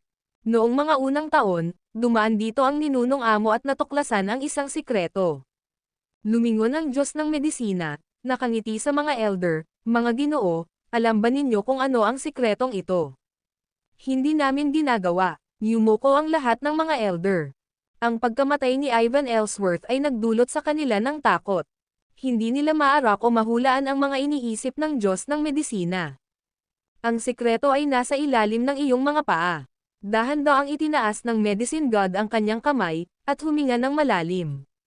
Whoosh! Oy! Sus Mariosep! Umihip ang malakas na hangin. May halong lumilipad na nyebe, bumuhos ito sa kuweba ng yelo. Bukod kay Zane Ellsworth, lahat ng mga matatanda ay naging mga eskultura ng yelo. Tara na, kailangan ko ng isang tapat na lingkod. Ngumiti ang Diyos ng gamot, nakatingin sa takot na si Zane Ellsworth, at mahinahong nagsasabing, isa lang ay sapat na. Ang video na ito ay edited by Herban Storytelling. Kabanata 11:17, Pagkakanulo Medicina King Valley. Nagkalat ang mga bangkay kung saan-saan. Nabasag ang pangunahing gate. Sa loob ng patio, naghari ang kaguluhan. Hindi mabilang na naputol na mga paa ang nakakalat sa paligid. Sumipsip si Devlin ng sigarilyo sa kanyang bibig, nakasandal sa isang sirang pintong bato sa pasukan ng Medicine King Valley. Sa likuran niya ay nakatayo ang isang grupo ng mga lalaking nakaitim, may hawak na mahahabang kutsilyo. Ang mga lalaking nakaitim na ito ang mga sikretong sandata ng Thunder Peak Hall. Matapos baguhin sa laboratorio ni Lola Zaihua sa Amerika, hindi sila tinatablan ng mga kutsilyo at baril at napakahirap patayin. Bukod dito, bawat isa sa kanila ay may nakatanim na microchip sa kanilang mga katawan. Ang maliit na piraso na nakadikit sa kanilang mga mata. Sa pamamagitan ng pagsusuri ng datos, ang mga lalaking nakaitim ay nagtataglay ng malalakas na kakayahan sa pakikipaglaban. Sa madaling salita, sila ang mga produkto ng panahon ng teknolohiya. Hindi papayagan ni Lola Zaihua na lumitaw ang mga lalaking ito maliban na lang kung talagang kinakailangan. Sa pagkakataong ito, kung hindi lang dahil sa sikreto ng Divine Dragon Tripod na nabunyag, at kung hindi lang dahil sa pangunguna ni Medicine King Valley sa pagpatay kay Mad Dragon sa loob ng Medicine King Valley, tiyak na hindi na palalayasin ni Granny Zaihua si Devlin. Tulad ng hula ko, tiningnan ni Devlin ang kalat sa lupa at umiling, sa tingin mo ba ay madaling patayin si Mad Dragon? Masyado mong pinapasimple ang mga bagay-bagay. Kung ganoon lang siya kadaling patayin, dapat ay 4 na taon na siyang namatay.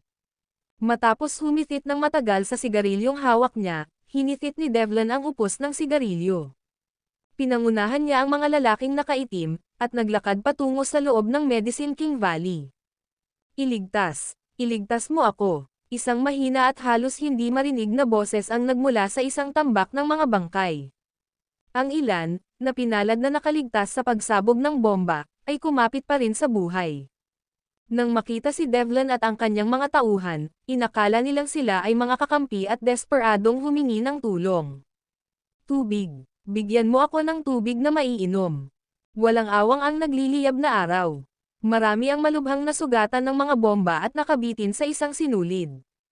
Ang pagiging inihaw sa ilalim ng araw buong hapon ay nag-iwan sa kanila ng ganap na pagkatuyo. Whoosh! Oy! Sus Mariosep! Ang kanilang tugon. Ang tunog ng isang kupido. Tingnan mo kung may nakaligtas. Kung may buhay pa, patayin mo sila. Si Devlin, na nakatayo sa gitna ng karamihan, ay nagpaputok ng ilang sunod-sunod na putok. Pagkatapos, kumuha siya ng isa pang sigarilyo mula sa kanyang dibdib at isinilid ito sa kanyang bibig. Ang samping na si Mr. Si Beaumont ay hindi tapat, palihim na kinukuha ang lahat ng sigarilyo ko.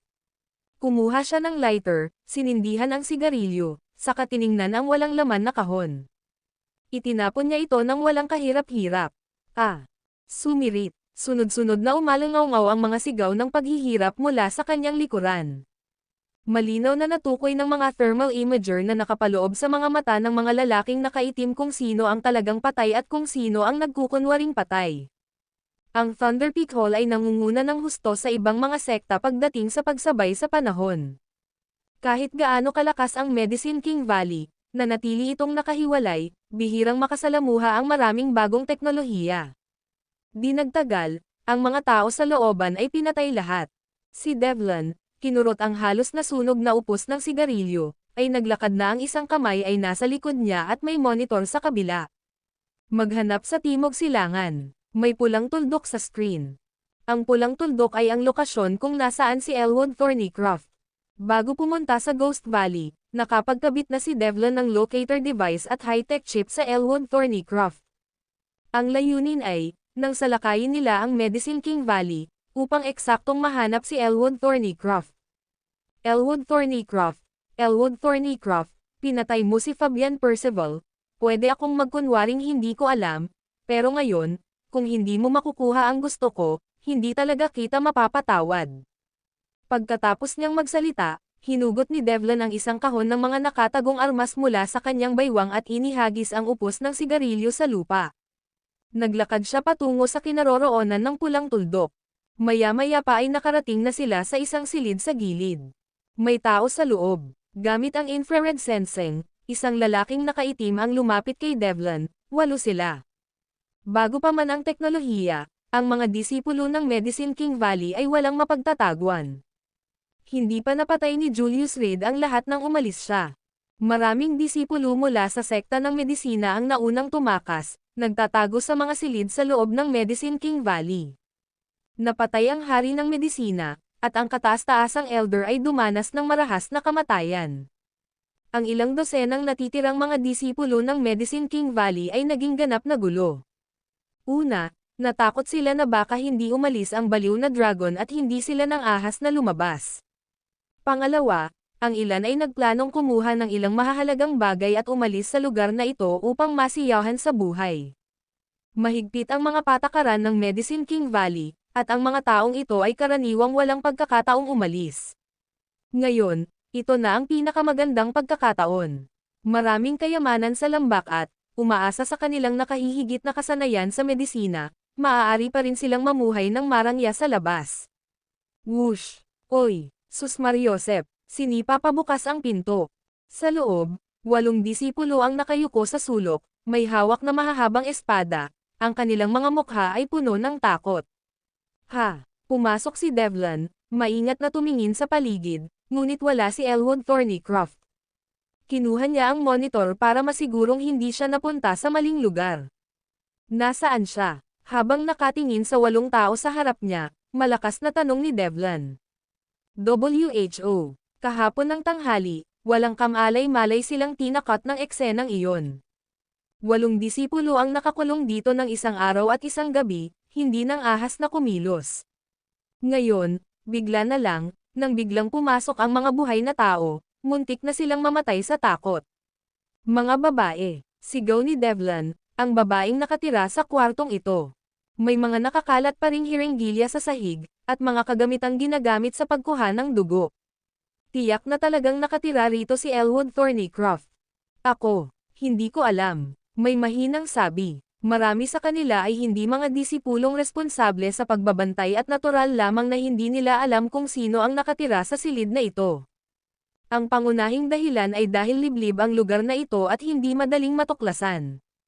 Kaya pala sila nagtatago rito. Sus Mariosep! Whoosh! Oy! Sus Mariosep! Galit na kinalabot ni Devlin ang gatilyo. Sunod-sunod na sigaw ang walang humpay na umalangaw-ngaw. Lahat ng 8 disipulo ng Medicine King Valley ay nakalibing sa mga dugo. ONG Omicron.co Omicron. Maghanap. Matapos ihagis ang nakatagong kahon ng armas, sumigaw siya. Binaligtad ng grupo ng mga lalaking nakaitim sa likuran niya ang buong silid, at iniwan itong magulo. Ginoo, Dev Ilan, may maingat na kumuha ng piraso ng chips mula sa ilalim ng kumot. Elwood Thornycroft, pinagtaksilan mo ako. Kinuha ni Devlin ang chip, ang mukha ay hindi gumagalaw. Bigla, gamit ang malakas na kurot ng kanyang dalawang daliri, dinurog niya ang piraso. Maghanap, kahit baligtarin ko pa ang Medicine King Valley, kailangan kong mahanap ang gusto ko. Sinuntok ni Devlin ang pader, habang humihinga ng malalim. Elwood Thornycroft, huwag mo akong hayaang mahanap ka. Ang karaniwang mahinahong lalaki ay labis na nagalit ng araw na iyon. Hindi niya inaasahan na ang kahit anong hindi kapansin-pansing payon sa kamay niya ay babaling laban sa kanya. Kung hindi niya makukuha ang gusto niya, mawawala ang lahat. Matapos huminga ng malalim, itinulak ni Devlin ang pinto ng silid at dahan-daang naglakad papunta sa gitnang mataas na plataporma ng Medicine King Valley. Doon, nakatanim ang isang mahabang sibat. Sa sibat, nagliliyab ang isang kalahating sunog na gininto ang bandila ng dragon. Sa ibaba, nakalatag ang isang kalansay. Baliw na dragon, ang banal na guro, Julius Reed. Kinapa ni Devlin ang kanyang bulsa para lang malaman na wala siyang dalang sigarilyo. Pero nang sandaling iyon, habang nakatuon ang tingin niya sa direksyon ng pangunahing pinto, biglang lumiit ang kanyang mga mata. Dahan-daang pumasok ang isang matandang lalaking nakasuot ng itim na damit. Sumisirit, sa isang kisap mata, lumitaw ang matandang lalaki sa harap mismo ni Devlin. At gamit ang isang kamay, itinaas niya siya mula sa lupa. Daan-daang metro, natatakpan sa isang hakbang lang. Taga Medicine King Valley ka ba? Malamig na tanong ng matanda. Tumigil ka. Nang makita ito, mabilis silang pinalibutan ng mga lalaking nakaitim. Hindi, mabilis na itinaas ni Devlin ang isang kamay para pigilan ang kanyang mga tauhan. Hindi ako, mula sa Medicine King Valley. Ginamit niya ang lahat ng kanyang lakas para lang masabi ang mga salitang iyon. Alam mo ba kung sino ang responsable sa paglipol sa Ghost Valley ng araw na iyon? Muling nagsalita ang matanda. Isang kahon na brocade na may kaugnayan sa Medicine King Valley lang ang nakita niya sa manggas ni Nashville. Balak sana niyang maghayganti mismo kay Medicine King Valley, ngunit pagdating niya, natuklasan niyang pinatay din si Medicine King Valley. Thunder Peak Hall, Lola Zaihua. Nahihirapan si Devlin na magsalita, ang mukha niya ay namumula sa sukdulan. Kung magsisinungaling ka, pinaikit ng matanda ang kanyang mga mata, gagawin kong mas malala pa ang buhay kaysa sa kamatayan para sa iyo. Pagkatapos niyang magsalita ay binitawan niya ang kamay niya. At nawala sa isang iglap. Kumatok, bumagsak si Devlin sa lupa. Ginoo, Devlin, pinagtaksilan mo ba ang lola? Isa sa mga lalaking nakaitim ang tumayo, nagtatanong ng may pag-aalinlangan, ito ay pagtataksil. Zits, sige. Pero sa susunod na sandali, agad na bumagsak sa lupa ang lalaking nakaitim na nagsalita. Nanginginig sa buong katawan. Sa kamay ni Devlin ay may hawak na parang remote control. Gumawa ako ng napakaraming paraan para akitin ka, paano kita madaling maibabalik? Malamig niyang sabi, ang mga sumusunod sa akin ay magtatagumpay, ang mga laban sa akin ay mamamatay. Naiintindihan mo ba? Pagkatapos ng maikling katahimikan. Naiintindihan ko. Sabay-sabay na sumagot ang mga natitirang lalaking nakaitim. Ang video na ito ay edited by Urban Storytelling. Kabanata 11-18, mga alaala, kung maglalakas loob kang maging ganito Katigas muli, ibabalik kita sa DeMarco Mount. Lungsod ng Gonzales, sa isang maliit na bahay na istilong kanluranin. Tumingin si Julius Reed kay Lillian Thompson, na ang kutis ay bumuti na, at medyo galit na sinabi, bakit hindi ka nakikinig? Ilang taon ka na ba, umaarte ka pa rin na parang bata. Nakauwi na siya na may dalang pulse Ares na Blackwood nang madatnan niyang medyo naninilaw na ang braso ni Lillian. Bukod dito, may ilang pulang linya na lumilitaw dito. Mabuti na lang at nakabalik siya sa tamang oras para maiwasan ang isang malaking sakuna. Manam, si Lillian, na parang isang batang nakagawa ng mali, ay yumuko at hindi nang ahas na magsalita. Magpahinga ka ng maayos. Ilang beses siyang tinagubilinan ni Julius Reed, pagkatapos ay lumabas ng kwarto at naglakad papunta sa sala. Nanunood ng TV sina Kella Radcliffe at Bambo Whittaker, at nakaupo rin si Nelson sa malapit, mukhang medyo nakahinga na ng maluwag. Paano kung magdiwang tayo ngayong gabi? Tumingin si Julius Reed sa tatlong babae at nakangiting nagtanong, isa ang dinukot, ang isa ay nawalan ng malay, at ang isa naman ay umiyak ng malakas. Mabuti na lang at maayos naman ang lahat. Wala akong tutol. Itinaas ni Bambo Whittaker ang kanyang kamay, habang nakangiti ng may pabiro, ano ang kakainin natin? Ako rin. Walang pagtutol. Hindi legal na asawa ni Julius Reed si Nelson at nagsalita ito ng walang gaanong kumpiyansa. Dahil walang tumututol, lumabas tayong lahat at magsaya ngayong gabi. Mainit na hinawakan ni Kella Radcliffe ang mga kamay ni Nelson at Bambo Whittaker at nagtanong, nabalitaan kong may bagong theme restaurant na binuksan sa hilaga ng lungsod na talagang sikat. Iyon ba yung restaurant na may temang Big Yellow Duck? Tuwang-tuwa na sabi ni Bambo Whittaker, narinig ko na iyan dati pero hindi ko pa naranasang pumunta. Pupunta ba talaga tayo doon? Ang Big Yellow Duck ay isang kamakailang sikat na theme restaurant, na nagtatampok ng mga cute na cartoon yellow duck bilang tema nito, na nag-aalok ng all-in-one na kainan at libangan. Noong una itong sinubukan sa Morwena, nakaakit ito ng maraming bisita mula sa ibang mga probinsya. Ngayon, ang Gonzales City ay kasama na sa ikalawang bug zone ng mga lungsod na sakop ng Big Yellow Duck. Ang mga babae ay laging may malambot na puso para sa mga cute na bagay. Nang marinig ni Bambo Whittaker na pupunta sila sa restaurant na may temang Big Yellow Duck, tuwang-tuwa siya. Nelson, ano sa tingin mo? Lumingon si Kella Radcliffe para tingnan si Nelson. Ayos lang sa akin ang kahit ano. Mahinahong tumawa si Nelson. Kahit medyo gumaling na siya, matatagalan pa rin bago tuluyang maalis ang mga gamot sa Medicine King Valley sa kanyang sistema. Medyo mapatla pa rin ang kanyang kutis. Dahil ganoon nga, tatawagan ko si Aaron Jackson para magpareserba ng mesa. Naglakad si Julius Reed papunta sa balkonahe at kinuha ang kanyang telepono para tawagan si Aaron Jackson. Nabalitaan kong may bagong restaurant na may temang Big Yellow Duck na binuksan sa hilaga ng lungsod. Opo, may-ari ako ng share sa restaurant na iyan, masayang sabi ni Aaron Jackson sa kabilang linya. Boss, doon tayo kumain mamayang gabi, treat ko po. Sa totoo lang, masarap talaga ang pagkain doon.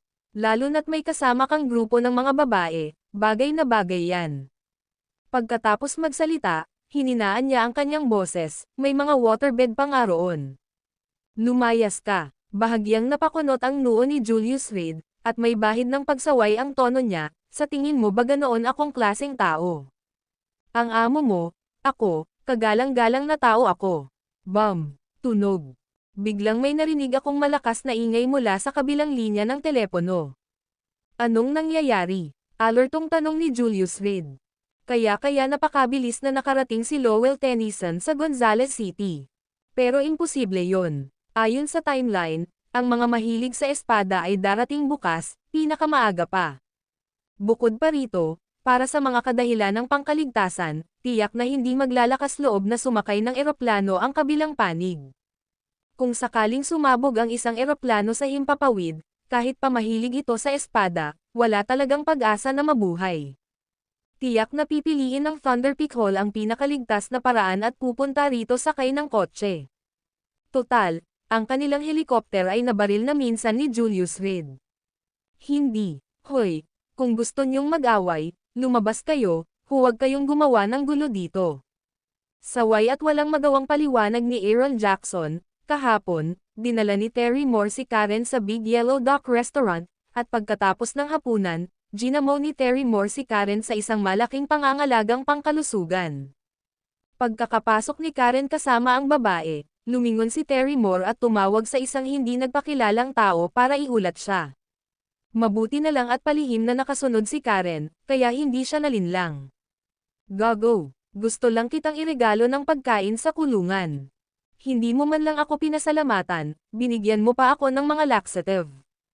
Nako Terry Moore, buti na lang at ginamit ko ang telepono mo para isave ang sarili kong numero bilang reporting number. Diretso kang tumawag sa telepono ko, paano ko hindi napansin? Sa telepono, patuloy silang nagtatalo. Isasama ko ang 4 na babaeng kasama ko sa Big Yellow Duck Restaurant mamayang gabi, siguraduhin mo ang seguridad. Sa mga panahong ito ng kaguluhan, hindi tayo dapat magkaroon ng anumang problema. Manunood ang Seven Clouds Academy ng mga miyembro mula sa mga sekta at sa martial community, pero kailangan ko lang nabantayan mo ang restaurant. Bili ni Julius Reed. Ang labanan sa Medicine King Valley ay nagdulot ng matinding pagkalugi sa komunidad ng mga mandirigma. Maraming tao ang hindi nang ahas na tumungo sa lungsod ng Gonzales. At ang mga tao mula sa Lowell, Tennyson ay malamang na hindi darating sa malapit na hinaharap. Ang pinakamatinding kalaban niya sa ngayon ay si Granny Zaihua at ang lahi ng North Sea. Mailap ang una at may tusong si Devlin sa kanyang tabi. Ang huli ay mayroon pa ring malaking kabalyeriya, handang kumilos anumang oras. Higit sa lahat, hindi kontrolado ni Julius Reed ang Wolf Cavalry sa kasalukuyan. Dahil dito, medyo nag-ingat siya sa unit ng kabalyeriya ng Town North King. Naiintindihan ko, may mga shares ako sa restaurant, at sa Gonzales City, batas ang salita ko. Seryosong pagtiyak ni Aaron Jackson sa telepono. Mamaya, magpapadala ako ng kotse para sunduin ka. Pagkatapos magsalita, ibinaba niya ang tawag at nagsimulang magayos. Paglabas ni Julius Reed mula sa balkonahe, napansin niya ang 4 na babaeng nakaupo sa sofa, nagtatawanan at nagkukwentuhan habang naglalaro. Anong ginagawa mo? Naglakad siya palapit at tumingin-tingin. Naglalaro pa talaga sila ng mahjong sa mga telepono nila. Malinaw na mga baguhan sina Kella Radcliffe at Bambo Whittaker, habang sina Lillian Thompson at Nelson ay mga eksperto. Maaaring mabuhay magpakailanman ang mga tao, ngunit walang interes si Julius Reed sa larong ito. Pumunta siya sa kwarto niya at humiga sa kama para mag-isip. Walang balita mula kay Francis Leocadia, at ang kinaroroonan ni Isabella Worm ay nalubog sa kawalan ng katiyakan. At tungkol sa Divine Dragon Tripod, kahit papaano ay hindi matandaan ni Julius Reed. Sa wakas, pumunta siya sa kabinet at kinuha ang isang sinaunang libro na may bahid ng sariwang dugo. Sa loob, naglalaman ito ng mga pangunahing sikreto ng Seven Clouds Academy. Nang bumagsak ang akademya, isinugal ng mga pangunahing miyembro ang kanilang buhay para ipuslit palabas ang aklat na ito. Ang dugong nakadikit dito ay patunay na ang mga disipulo ng Seven Clouds Academy ay namatay sa labanan. Sa pamamagitan ng sinaunang aklat na ito, nalaman ni Julius Reed na si Devlin ay nagmula sa Seven Clouds Academy at personal niyang na-promote sa Special Action Team.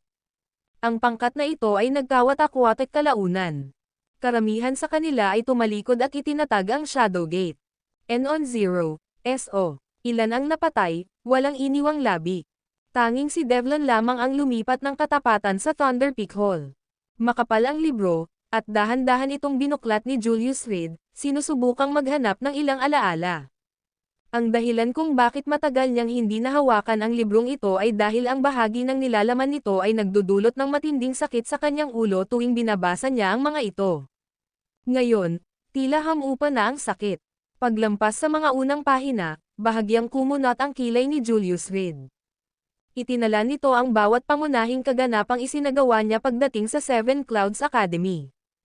Kasama ang bawat operasyon, malinaw na dokumentado. At ang pinakataas na entry, na may codename na. Ang layunin talaga ay ihatid ang Divine Dragon Tripod sa Gonzales City. Maaari kayang noong nasa Seven Clouds Academy si Julius Reed, hawak na niya ang Divine Dragon Tripod. Ang video na ito ay edited by Urban Storytelling. Kabanata 11:19, Pagkataon banal na tripod ng dragon. Isang kayamanan ng 10,000 Mountain Alliance. Ito rin ang paboritong kayamanan ni Julius Reed. Ang artipaktong ito ay maaaring magbigay ng buhay na walang hanggan. Gayunpaman, may kakaiba, hindi maalala ni Julius Reed kung paano gamitin ang Divine Dragon Tripod. Tila may isang taong espesyal na nagselyo sa mga alaala niya. Ang ganitong gawain ay kadalasang mahirap gawin. Bukod dito, siya ang Grandmaster ng 10,000 Mountain Alliance. Binuklat ni Julius Reed ang lumang aklat na may bahid ng dugo sa kanyang kamay, biglang naalala na ang Divine Dragon Tripod ay binubuo ng 4 na bahagi. Isa na rito ang singsing na hari ng dragon sa kanyang kamay.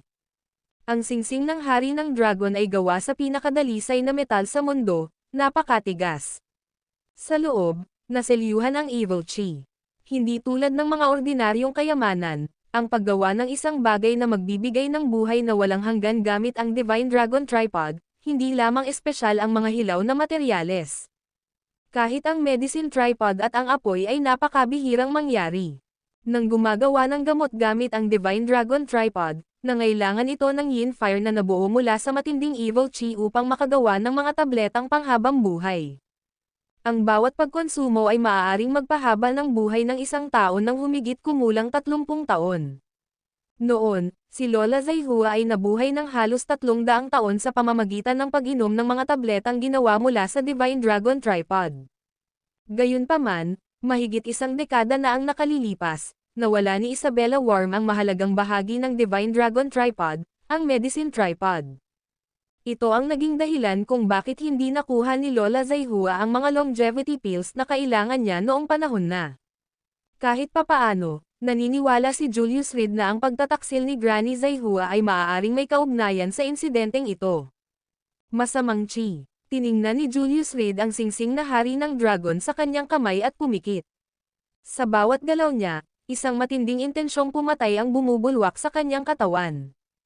Tila ang evil chi nga ang gumagana. Pero bakit kayang ibalik ng evil chi na ito ang kanyang mga alaala?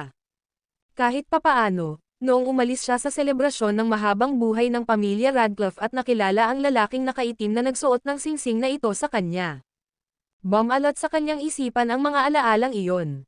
Pero ang mga alaalang ito ay napakahina. Karamihan sa mga kasalukuyang alaala ni Julius Reed ay unti-unting naalala sa pamamagitan ng patuloy na paggalugad at investigasyon.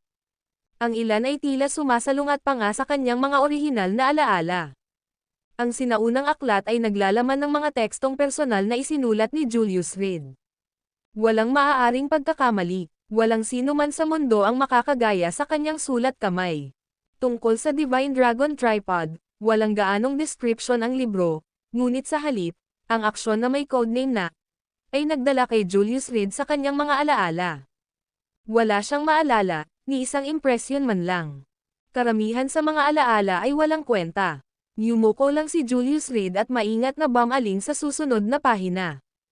Kung sakaling lumitaw ang Divine Dragon Tripod sa Gonzales City, tiyak na magdudulot ito ng matinding kaguluhan.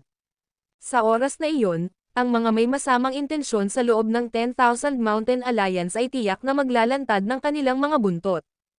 At kapag umalis na ito sa Gonzales City, kahit nakunin pa ang Divine Dragon Tripod, wala pa rin itong magiging epekto. Dahil ang Gonzales City ay, nang makita ito, kumunat ang noo ni Julius Reed. Pinunit ng kung sino ang susunod na pahina ng libro. Parang maraming taon na ang nakalipas. Lungsod ng Gonzales. Ang susunod na pahina ay dapat maglaman ng mga sikreto tungkol sa Gonzales City. Kaya rin siya lumitaw sa Gonzales City. Nasa harap na niya ang sagot, pero may palm unit nito. Isang walang pangalang galit ang nagliyab sa puso ni Julius Reed. Maya-maya, bahagya niyang kinalma ang kanyang emosyon. Kahit isang bagay lang ay tiyak. Ang Divine Dragon Tripod na nawala ni Isabella Worm noon ay natagpuan na niya. Ngunit kahit na nasa kanya na ngayon ang Divine Dragon Tripod, at nakabalat kayo siya bilang Mad Dragon sa Seven Clouds Academy, tiyak na may mga bagay na hindi niya kayang gawin bilang Grandmaster ng 10,000 Mountain Alliance. Kung ganoon, nasaan ang tripod ng gamot? Bigla. Isinara ni Julius Reed ang sinaunang libro at inilagay ito sa cabinet, pagkatapos ay naglakad papunta sa bintana. Sa ibaba, kararating lang ni Aaron Jackson sakay ng ilang kotse, naghihintay sa pintuan. Nako, pinakalma ni Julius Reed ang kaguluhan sa kanyang puso habang nakayuko ang kanyang ulo upang tingnan ang singsing ng hari ng dragon sa kanyang kamay. Labis na kasama ang chi. Hindi pa rito nagtatapos ang mga sikreto ng singsing ng hari ng dragon. Tara na, nandito na ang kotse. Tinawag niya ang sala, saka nagpalit ng damit. Habang nagpapalit ng damit, bigla niyang naramdaman ang isang piraso ng papel sa bulsa ng kanyang dibdib sa harap. May papel ba siya sa kanya? Hinayla ito ni Julius Reed at bahagyang nagulat. May mga linya ng maselang maliliit na karakter doon. Malinaw na isinulat ito ng isang batang babae. Nakasulat sa liham ang iba't ibang formula at ilang proporsyon ng sangkap. Pamilyar na pamilyar si Julius Reed sa mga recipe na ito. Sila ang mga materyales para sa Elixir of Extended Life. Pero may isang sangkap na nakalista na kakaiba. Dugo ni Isabella Worm. Sa orihinal na formula, hindi dugo ni Isabella Worm iyon, kundi Blue Sea Green Vine. Asol na berdeng baging ng dagat. Sumando si Julius Reed sa pader, napapikit sa sakit. Nagsimulang bumalik muli ang mga alaala sa kanyang isipan. Habang nabubuhay magpakailanman, patuloy na pinag-iisipan ni Julius Reed kung kaya niyang likhain ang tinatawag na Elixir of Life, upang mapanatili ang ilang tao sa kanyang tabi. Total, nakamit na niya mismo ang immortalidad. Pinatunayan nito na mayroon ngang mga immortal na nilalang sa mundo. 400 taon na ang nakalilipas. Nakaranas siya ng hindi mabilang na mga pagkabigo, pagpipino, at mga pagpapabuti. Sa wakas ay naani na niya ang Blue Sea Green Vine na ipinanganak sa the North Sea. Sa pamamagitan lamang ng pagpapatak ng katas ng Blue Sea Green Vine sa kaldero at paghahalo nito sa iba pang mga materyales, posible nang mapino ang isang elixir na maaaring magpahaba ng buhay ng 30 taon.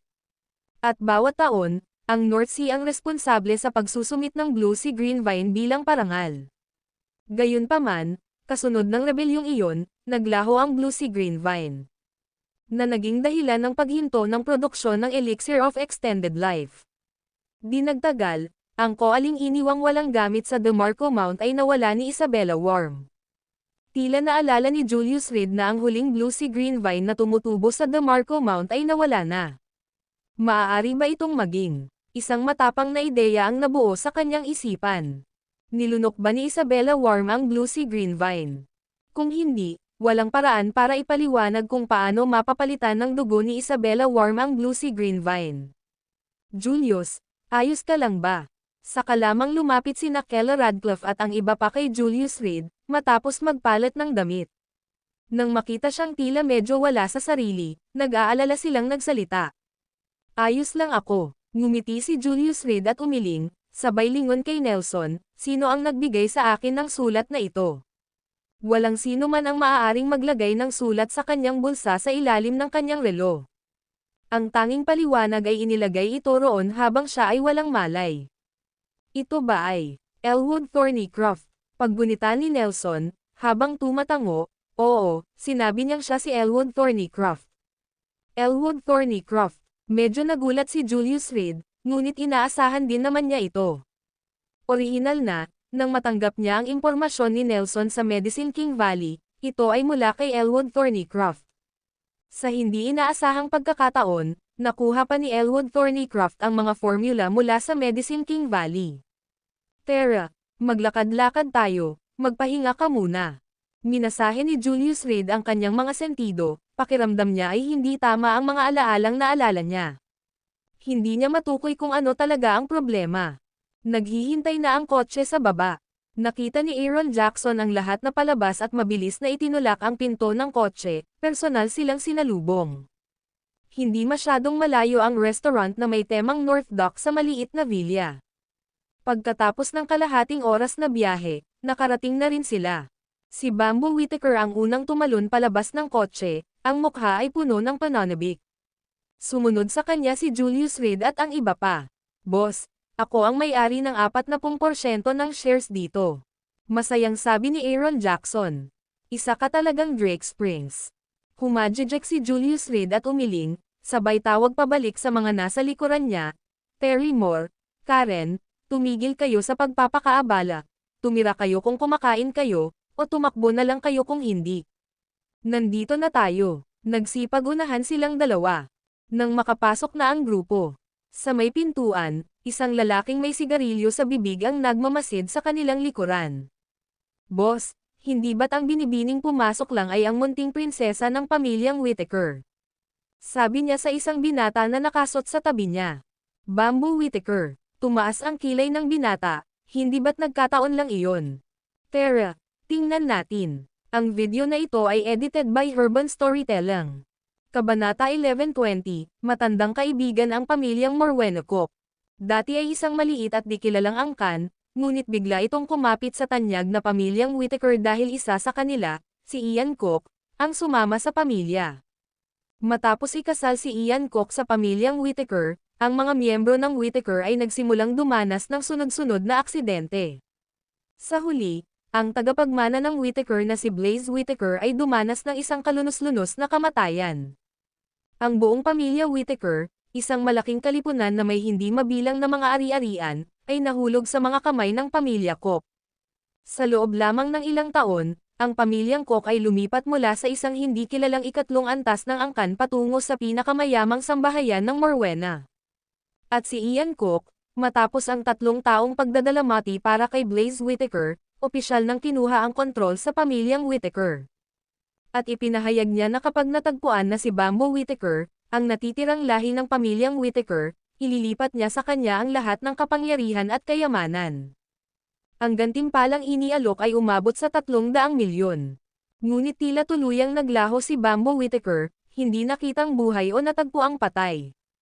Ngayon, ang pinsan niya, si Laird Koch, may nakita nga ba siyang babaeng kamukha ni Bamboo Whittaker sa bagong bukas niyang Big Yellow Duck Theme Restaurant sa Gonzales City? Sigurado ka bang hindi mo siya napagkamalan? Hinubad ni Laird Koch ang kanyang salaming pang-araw, hindi sigurado ang kanyang ekspresyon. Kung siya talaga si Bamboo Whittaker, malaking bagay sana ang nagawa nito para sa pamilyang Koch. Bukod pa sa ilang mga theme restaurant, baka payagan pa siya ni Ian Koch na kumuha ng posisyon sa Whittaker Corporation. Kapag nakapasok na siya sa inner circle ng korporasyon, sasali na si Laird Koch sa core ng pamilya Koch.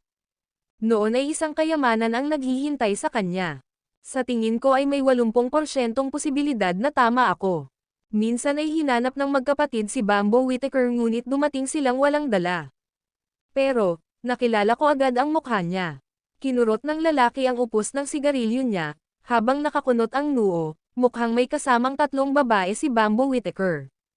Ang mga babaeng iyon ay magarbo ang pananamit, malamang ay mayayaman sila. Kung padalos-dalos tayo, mayaman, kahit gaano pa sila kay Aman, maihahambing pa rin ba sila sa ating pamilya Cusinero? Sumanghel si Laird Koch ng may paghamak, ang pamilyang Whittaker ay isang makapangyarihan sa komersyo, na may isang siglong negosyo at napakalakas na mga ari-arian. Pero ngayon, lahat ng ito ay pagmamay-ari na ng pamilyang Cusinero. Hindi karapat-dapat ang mga hanggal na iyon mula sa pamilyang Whittaker. Kasabay nito, ikinumpas niya ang kanyang kamay, at agad siyang pinalibutan ng ilang tauhan sa pintuan. Mamaya, sundin mo ang gusto ko. Sa sandaling kumilos ako, agad mong hahawakan si Bamboo Whittaker. Ako na ang bahala sa iba. Nakuha mo ba? Matigas na tanong ni Laird Koch. Naiintindihan ko. Ang mga lalaki ay mga tapat na tagasunod na sumama sa kanya mula sa Morwena. Tara na. Inayos ni Laird Koch ang kanyang Amerikana at pinapasok ang kanyang mga kasama.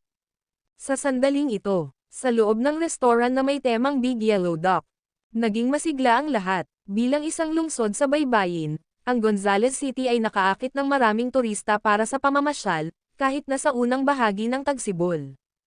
At ang Big Yellow Duck Theme Restaurant pala ang pinakauso na lugar para sa pagkain, pag-inom, at libangan. Marami pang tao ang lumipad patungong Gonzales City para lang kumuha ng mga litrato at magpakitang gilas sa social media. Omicron S0. Anuman ang karanasan, ang mahalaga ay naroon sila kahit hindi naroon ang iba. Ito ay isang patunay ng kapangyarihan. Kapangyarihang pang-ekonomiya. Ngayon ay gabi na. Punong-puno ng mga parokyano ang malaking restoran. May ilang mga magulang na kasama ang kanilang mga anak, nakasakay sa Big Yellow Duck sa play area. Ang ilan na sumama kasama ang mga mangingibig ay nagmamadali kaya't nagmamadali silang umakyat sa mga silid na may tubig bago pa man maghintay para sa kanilang pagkain. Sa kabaligtaran, hindi marami ang aktwal na kumakain. Natural lamang na si Aaron Jackson, bilang lokal na pinuno ng Gonzales City, ay may hawak na 40% stake sa proyektong ito. Kung hindi sana nakapagsimula pa ng konstruksyon ang restaurant na ito na may temang Big Yellow Duck. Sa mahigpit na pagsasalita, isa rin siyang may-ari. Kaya inireserba niya ang pinakamagandang mesa sa tabi ng bintana sa unang palapag para lang sa kanyang sarili. Kahit maraming taong nakapila sa unang palapag, nanatiling bakante ang mesang iyon. Ito ay lubos na kapansin-pansin. Sabi ko, anong klaseng paraan ito ng pagnenegosyo? May mga bakanting mesa ka tapos ayaw mo kaming PowerPoint, itinatabi mo lang yan para ihain sa tatay mo o ano. Isang babaeng mataba ang katawan na nakasuot ng mahabang bestida, hawak ang isang mamahaling handbag, at inihampas ang kanyang kamay sa mesa. Kumalat ang laway niya kung saan-saan, tumatama sa restaurant manager na hindi nakailag. Kung hindi mo ako bibigyan ng paliwanag ngayon, wawasakin ko ang bahay mo. Habang nagsasalita ang babaeng mataba, lalo siyang nagagalit, iniikot ang kanyang mga manggas, handang magsimula ng away. Hoy, Karen, kumalma ka. Mabilis siyang pinigilan ng isang lalaki. Pag-usapan natin ito ng maayos, may karapatan tayo. Natakot ang lalaki na baka magsimula ng away ang babae, kaya dali-daling sinabi sa manager, mainitan ang ulo ni Karen, kung talagang ikakagalit mo siya, hindi ko siya mapipigilan. Brighton Pendleton, tigilan mo na ang paghila sa akin pabalik. Mga walang kwentang manager na to, bubugbugin ko sila hanggang sa mauspito sila. Lalong nagalit ang babaeng nagngangalang Karen habang nagsasalita siya. Kayong dalawa, ilang beses ko na kayong ipinaliwanag. Nakareserba na ang mesang ito. At ang bisita ay ang ating amo. Pakiusap, intindihin ninyo at pumila kayo ng maayos, gaya ng dati. Walang magawang paliwanag ng manager. Kalokohan. Puro kalokohan. Itinuro ni Karen ang ilong ng manager, habang galit na nagmumura, sa tingin ko para ito sa puntod ng tatay mo. Ginang, mag-ingat po kayo sa pananalita ninyo. Bahagyang nakasimangot ang manager, huwag ninyong idamay ang mga kapamilya sa kasawian. Kung hindi ka nasisiyahan sa akin, huwag kang mag-atubiling pag-alitan ako. Pero wala namang ginawa ang pamilya ko para magalit ka. Sabi ko, anong nangyayari dito? Sa sandaling iyon, dumating si Julius Reed kasama ang kanyang grupo. Ikaw si, tiningnan siya ng manager ng restaurant, tila hindi pamilyar. Ang bisita ko, sige na ihanda mo na sila, kailangan ko nang gumamit ng banyo. Tumakbo palapit si Aaron Jackson, nagbigay ng ilang tagubilin, at saka nagmamadaling pumunta sa banyo sa unang palapag. Ang ginawa lang niya ay uminom ng isang higop ng tubig habang nasa daan, paano siya biglang nakaramdam ng hindi matiis na sakit ng tiyan. Sa katunayan, isa itong pampurga na sinadya ni Karen para kay Terry Moore, ngunit sa huli ay ininom ito ni Aaron Jackson. Sus Mariosep, kayo pala yan. Labis na nadismaya ang matambok na babae nang makita si Julius Reed at ang kanyang mga kasama. Anong problema natin? Sumenya si Julius Reed at si Bamboo Whittaker ang unang umupo. Putok, malakas na hinampas ng babae ang mesa, na ikinagulat ni Bamboo Whittaker. Tumayo ka, sigaw ng babaeng nagngangalang Karen, hindi ka maaaring umupo, ako ang nauna rito, bakit ka pa uupo? Baboy na matabang, wala ka talagang magandang asal. Sigaw ni Karen sa karamihan, sabay ngiti, bakit ang agresibo mo naman, ano kaya kung tingnan ni kuya ang palso mo? Pumunta ka sa impyerno. Hampas. Tinanggal ng babaeng mataba ang flat cap ni Karen sa ulo niya, sabay singgal ng malamig, akala mo ba pwede mo akong ligawan, ikaw ang nagmamaktol. Aray. Hinimas ni Karen ang kanyang ulo, naiinis, puta. Ang mga salita mo ay kasing sarap ng utot. Utot ka. Itinuro ni Karen si Karen, habang tumatalsik ang laway nito, umutot. Umutot. Ikaw ang umuutot. Pinitik ni Karen ang kanyang daliri, at naglabas ng walang kulay at walang amoy na ulap ng usok sa harap ng babae. Nagtalo ang dalawa, na nakaakit ng maraming tao. Pero bigla na lang, namutla ng husto ang mukha ng babae. Puff! Isang mahaba at mabahong tunog ang dahan-daang lumitaw. Ew! Pinisil ng mga nanood ang kanilang mga ilong at mabilis na nagtakbuhan. Ikaw, maghintay ka lang. Napahawak ang babae sa kanyang tiyan, habang tumatakbo palayo sa sobrang sakit. Sus Mariosep, bibigyan kita ng kaunting gamot, paaalisin kita buong gabi. Yumuko na lang si Karen para pulutin ang kanyang flat cap. Ngunit biglang natapakan ng isang paa ang takip. Kumusta? Binibining Bamboo Whittaker. Nakatayo si Lord Cook na nasa bulsa ang mga kamay, nakangisi kay Bamboo Whittaker. Sa likuran niya ay nakatayo ang isang grupo ng mga tulisan.